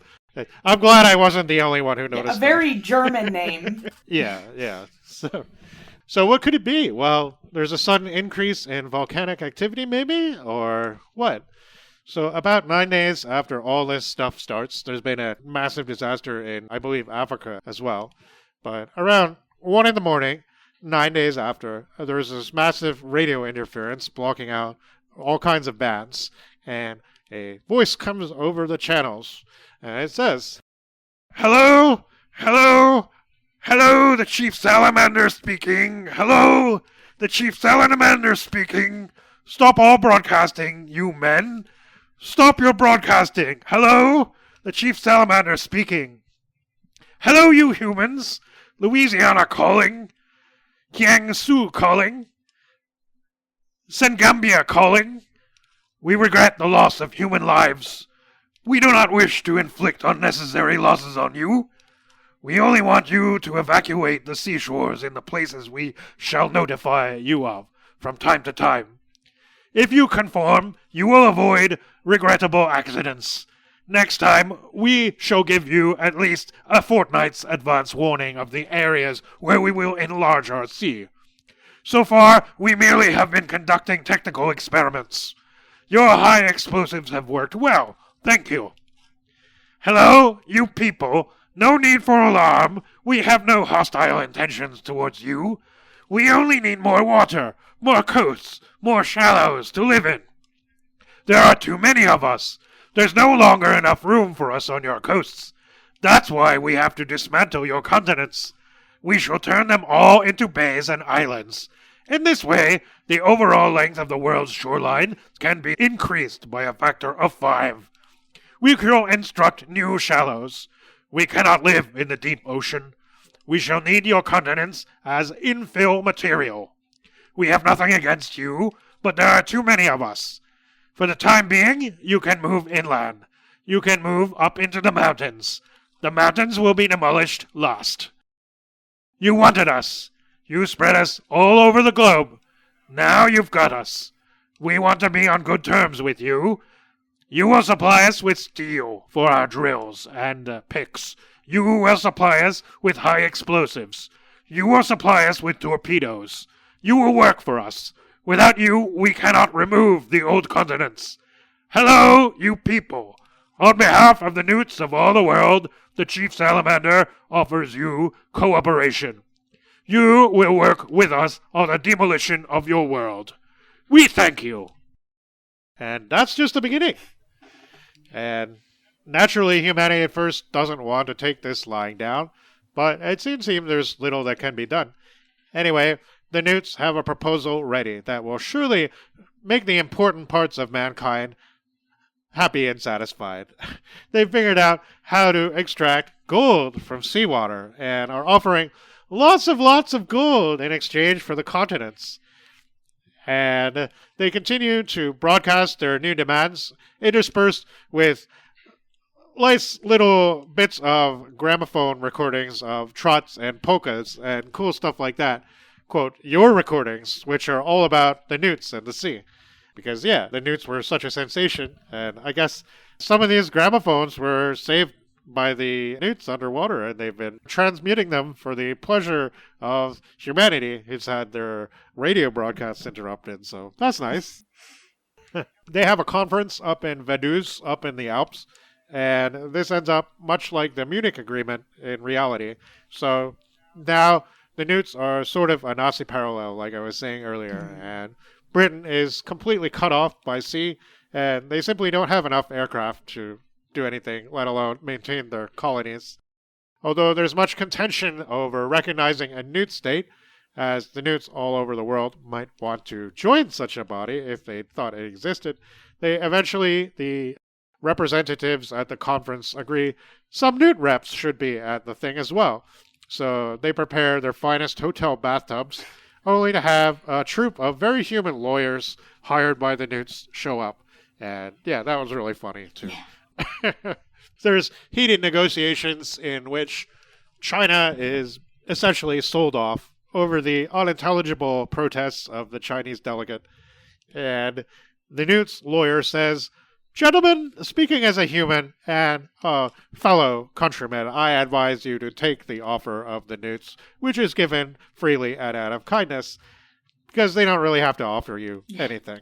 So, yeah, things progress from there, and the world starts to be partitioned off. And, yeah, it's a funny scene. It's a real farce. But in the end, it's tragedy for the human race. We have a last look at Mr. Pavandra, who's now very old, and he's hanging out with his son, and they've gone fishing in the river. And although Pavandra has been this Newt expert the whole time, he is quite confident that the nukes will never come to Czechoslovakia because they're too far from the ocean and no coastline. Everything will be fine. Yeah. But he might not really believe this. The Newts are going to stay in Dresden. They're not going to want more breathing room. Yeah, they won't come here. You can tell that despite that, Pavandra is just really consumed with the whole situation. And he still thinks about how much he's responsible. And as they're in their boat on the river, Pavandra thinks what he sees is a newt head in the water. And he's like, oh, a newt! And he immediately, basically goes into delirium because he's so shocked and upset. And they take him home. And, yeah, the implication is that this man who became special despite himself, who's was able to save all these newspaper articles and so on, is probably on his last. And so is Czechoslovakia, most likely. Yeah, I mean, it certainly was, right, in reality. Yeah. So, but that's not the last chapter. We get a final chapter where the author and the writer have an argument with each other about what's been done with this book and with the characters and civilization. And the writer calls the author out for being a terrible person and wanting to leave Mr. Pavadra to die in such a horrible way and not giving humanity a chance to fix itself and all kinds of other things. It's pretty neat. But yeah, it's also like, if the book wasn't meta before, it's definitely gone that way now. And again, it's funny, but you can really feel the frustration in it because the writer, well, I guess it's the author. The author, Čapek, is saying like, well, that's just what everyone wanted. Everyone just did what they wanted, and I wasn't responsible. I mean, but then the writer's like, yes, you are. You made up the whole thing. You told me what to say. And like, and he's like, that X person, that was you. And like, it's like, they ask themselves, what'll happen in the future?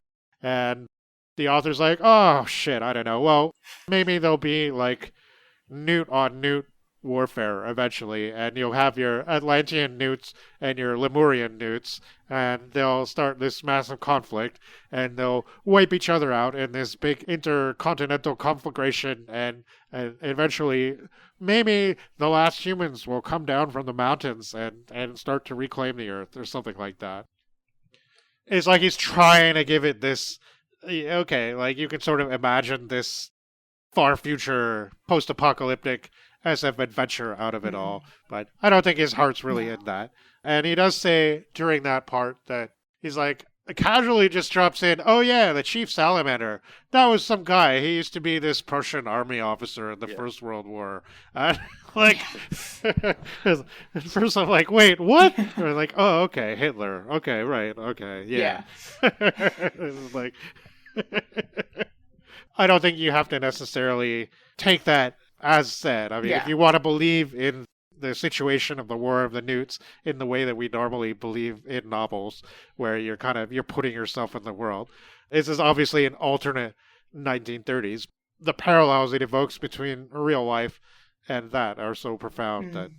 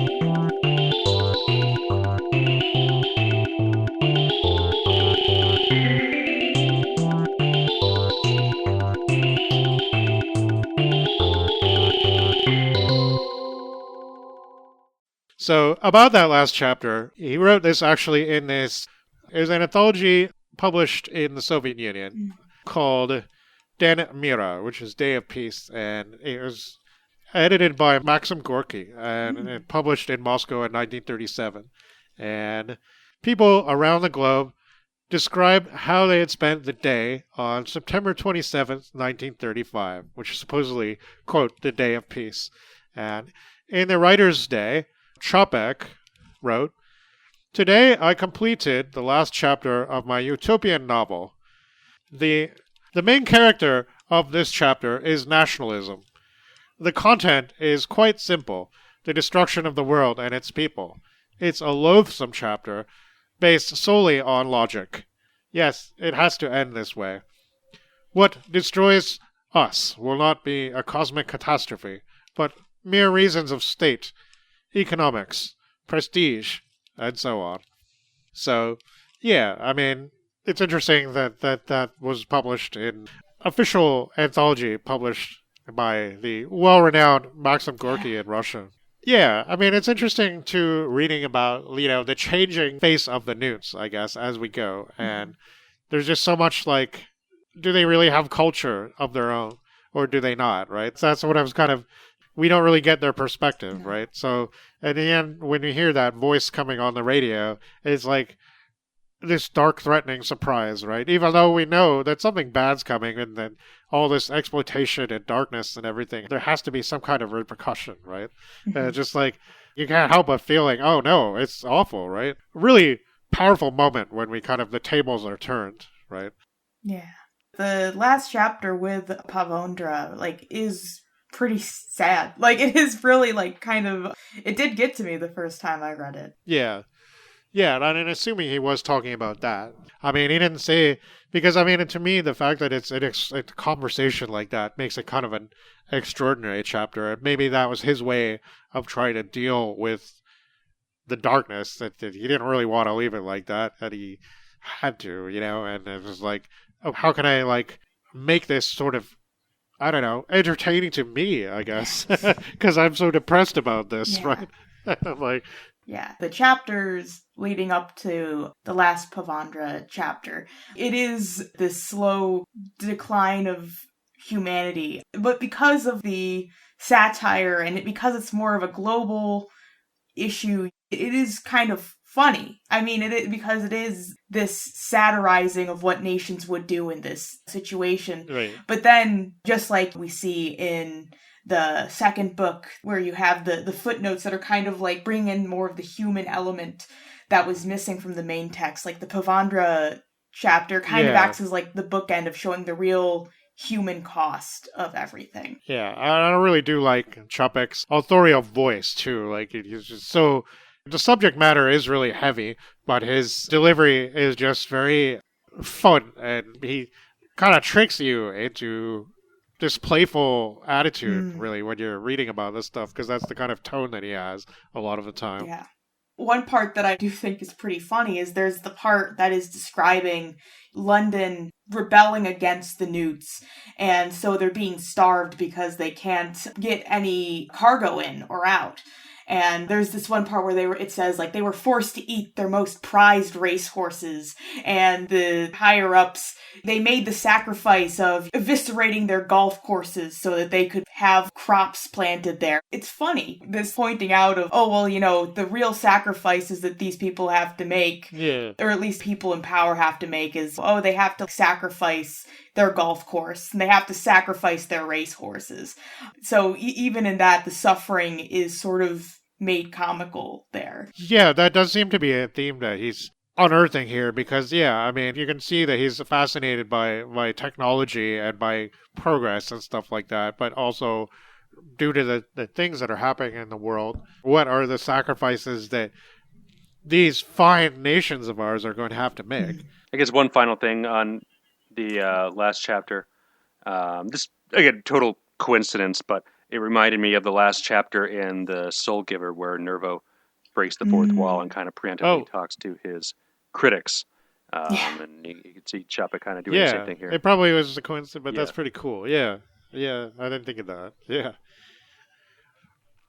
One thing I noticed, I'd first noticed this in the Apocalypse Book Club did an episode on this, and then in the essay in Uneven Futures, John Rieder also mentioned this, and I guess the latter in particular was trying to be very topical about now, because he referred directly to the Donald Trump administration. I think he wrote this shortly before the end of the first Trump administration. It seems like a lot of modern readers from nowadays interpret the Newts also as a metaphor for climate change. I don't know what you guys think of that in particular. I mean, it's a little okay, maybe it wasn't so much what Čapek was thinking, but it's, I guess, an interesting way to put a new spin on it. I suppose. I don't know if you can necessarily attribute modern conceptions of climate change and that we're getting global warming by the emissions of more carbon dioxide in the atmosphere, but pollution and the expansion of industrial waste throughout European cities was definitely a major concern, especially in London. I mean, the Thames was filthy. That's true. For a long time. And definitely... Well, by the 50s. No, I mean, anyway. even in the 19th century, there were ads out and cartoons and British papers and magazines as depicting the horrid state of the river. And yeah, I mean, going into the 1950s, certainly a lot of rivers in America with industrial pollution. And, well, I guess that's also true of the 19th century, too, where you have these mills just basically dumping all their waste into the rivers. So, I mean, there is hard evidence of human expansion causing negative effects on the environment that way. But I think the concept of global warming as we know it certainly would not have existed in the 1930s. Yeah, I mean, like, I don't think that's on Čapek's mind, obviously. But I mean, I think that interpretation, at least, thinking of like something that it could be seen of that maybe Čapek didn't anticipate, I think that is something that you could make a comparison to. Yeah. I think that that's what's really rich about this text, is that there are a lot of things that Čapek couldn't have anticipated, or events that hadn't happened yet that I think still can be seen reflected in the Newts. Just like I had mentioned, I think that one of the reasons that the Newts also have so much power near the end of the novel is also that even though at this point the Newts have shown their intentions of wanting humanity to give over its land for them, there are still nations supplying them weapons because, one, it's for profit, but also because, well, we're still going to supply them against our human enemies. And that's why I brought in the comparison of mutually assured destruction and the Cold War and the race for, like, nuclear weapons. There's still this, even though it's would ensure that all of humanity dies, it means you still get a one-up on other nations.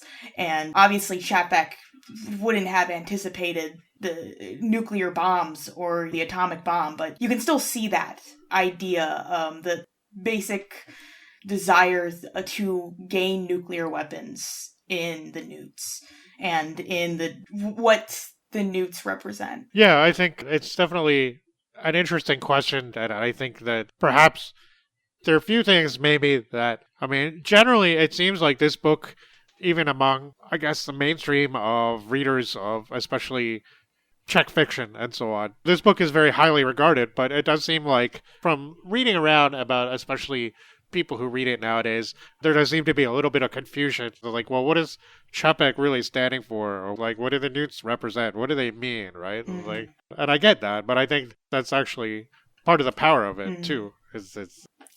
It's not a single thing, it's humanity almost, right? In the meantime, though, the Newts are very endearing a lot of the time in the book. You're like, oh, I wish I knew a Newt, right? Like, Yeah. I will say that sometimes I'll look at some of the illustrations for, like, the covers and stuff of some of the books, and I'm like, they're kind of cute. There's, like, the specific one it shows, like, a Newt curled around the world, and it has almost like, because there are times when Čapek will describe a Newt and I'll think, I don't think that's what a Newt looks like. That's not necessarily how I would describe what I think a Newt is, but there's this one illustration that kind of gives it like a puppy-ish look, and they are described sometimes as like puppy-ish. Yeah. And it is kind of cute. Yeah. There's a lot of moments like that. I couldn't really quite figure out what the noise is that the Newts are supposed to be making, though. They're always making I kind of finally decided on, like, when Van Tilk is like calling them like their kittens or something like that, and they're always making the t noise, right? And it's like the BBC radio production definitely made it sound like a kitten type call. Yeah, like kind of. I was thinking kind of a. Yeah. That's what they're doing, yeah. We have a few adaptations. Yes. There's a puppet show that's happened. There's two audio versions. So the first one is a BBC production from 2005, and that one's pretty solid. Yeah, I really like that one. It's interesting that the changes they make. So they frame the story by using Čapek and Olga as characters, basically discussing the novel and what he's planning with it as they go through with it, and Olga's like really animated the entire time. It's kind of funny, but changing the frame this way really puts the political commentary with regards to Nazi Germany's rise more at the forefront way earlier. Because when you're reading the novel, you don't really know where this story's heading at the beginning, when it's just like these mix of like weird fiction and comic scenes. And really the only explicit ties to the rising Nazi regime come in the final third of the novel. But framing it in this way really puts that pretty much upfront through the entire time, which is an interesting way of doing it. I thought the acting was really well done. They capture, again, not everything from the novel, like not every document is in there, but yeah, they managed to. It is longer than like some of these BBC adaptations, as good as they are. They're an hour long of some like classic novel, and it's like, well, you can't really get everything in there. But this one's an hour and a half, so it's a decent length. And yeah, the acting is pretty solid, which I liked a lot. And yeah, like there's some silly accents, but it's good. It's fine. I don't mind. I don't know. Yeah. I did not have a chance to listen to that one, but I did listen to the other audio drama that was inspired by War of the Newts. Just Newts. Newts! Yeah. I'm going to preface this by saying these guys did this really recently, back in 2022. Probably a lot of it was recorded during the pandemic. They did a really good job. It's, what is it? The team up with PRX and the Truth podcast. I'm not familiar with that. I'm not. But they did a good job. It's a well-done production. This just wasn't really for me. I don't know. I mean, these guys, they deserve accolades. They deserve to be praised for the work that they did. I don't know. The style of it didn't entirely work for me. Like, it just, I don't know. It's one of these things, right? Like, it's semi-musical. Yeah. Oh, it's definitely musical. Yeah, I mean, it's a musical. Yeah. That trope of like people just breaking out into song that's the musical tradition. Yeah, and I mean, some people are really into musicals, and musicals definitely have their own culture and sense of humor, which this one definitely does. And it's not really my thing either. I wasn't really able to get that far into it, but I think if you like musicals, this one is definitely well done. The production values are really, really high. So if something like this sounds appealing to you, I would definitely say check this one out. It's like... Again, maybe it's a personal bias, but again, like the acting in the BBC production was pretty good. And I did have to question some of the choices in this one, just in general, like on a personal level. But again, I don't want to knock them down, because I think they really did a really fun and cool thing with it.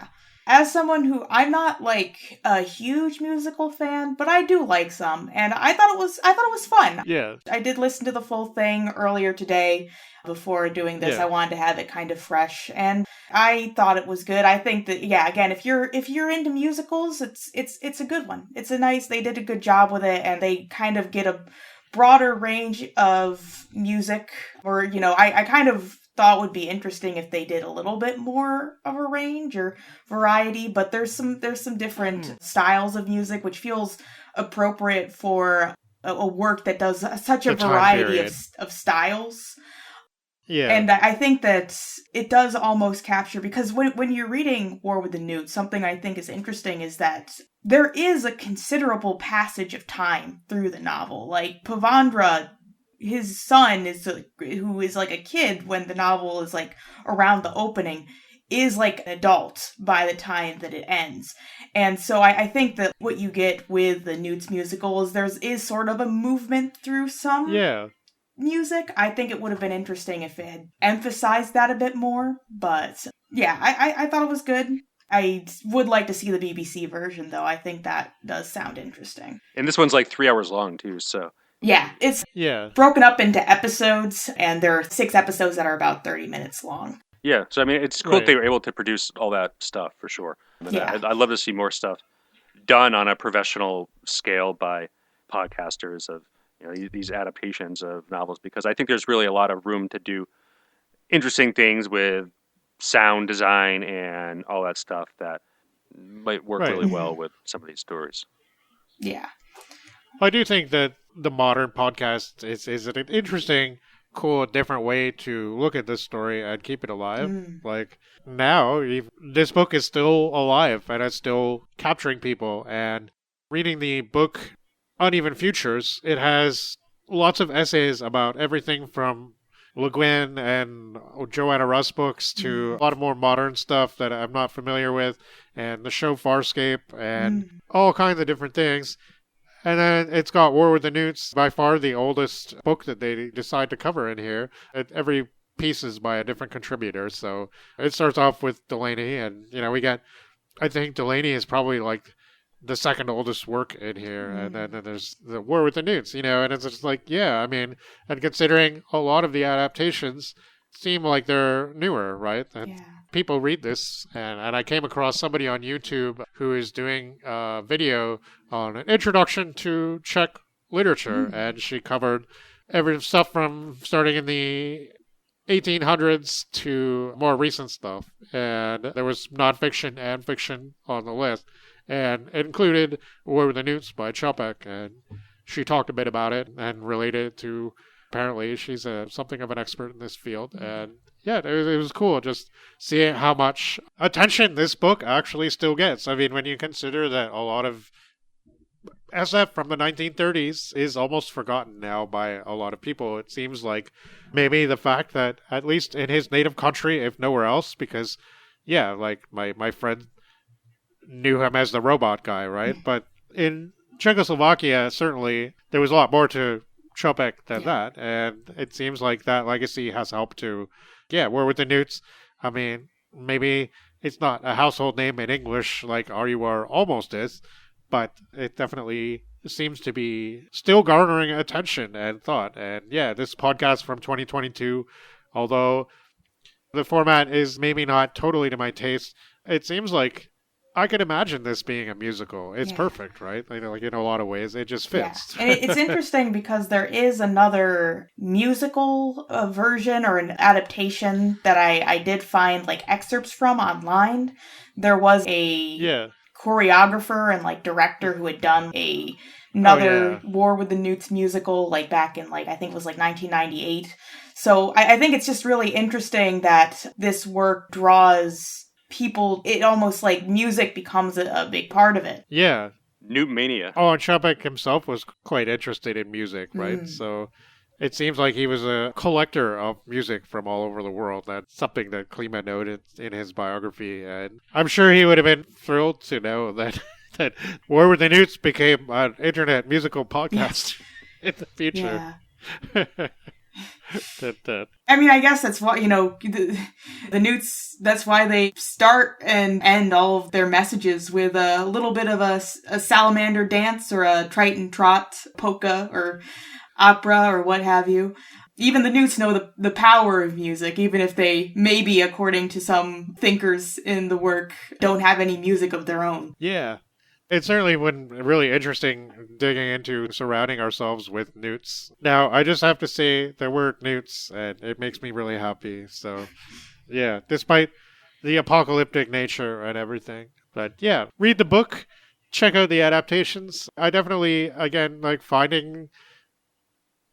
It's one of those conflicting things in my head. It's finding that recent podcast is just so... It was really cool. I wish I kind of could get more into the style, but I'm going to keep it and listen to it again someday.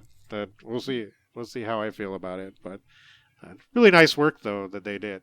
And it's interesting, too. I mean, there's so many BBC audio adaptations from the early 2000s and beyond, and it's just really interesting. I'm sort of changing the subject to the BBC again, but they never really gave up on that tradition. And they keep doing really good radio dramas. Where basically you don't feel any concession to the fact that it's radio, which I think is one of the neatest things about that format.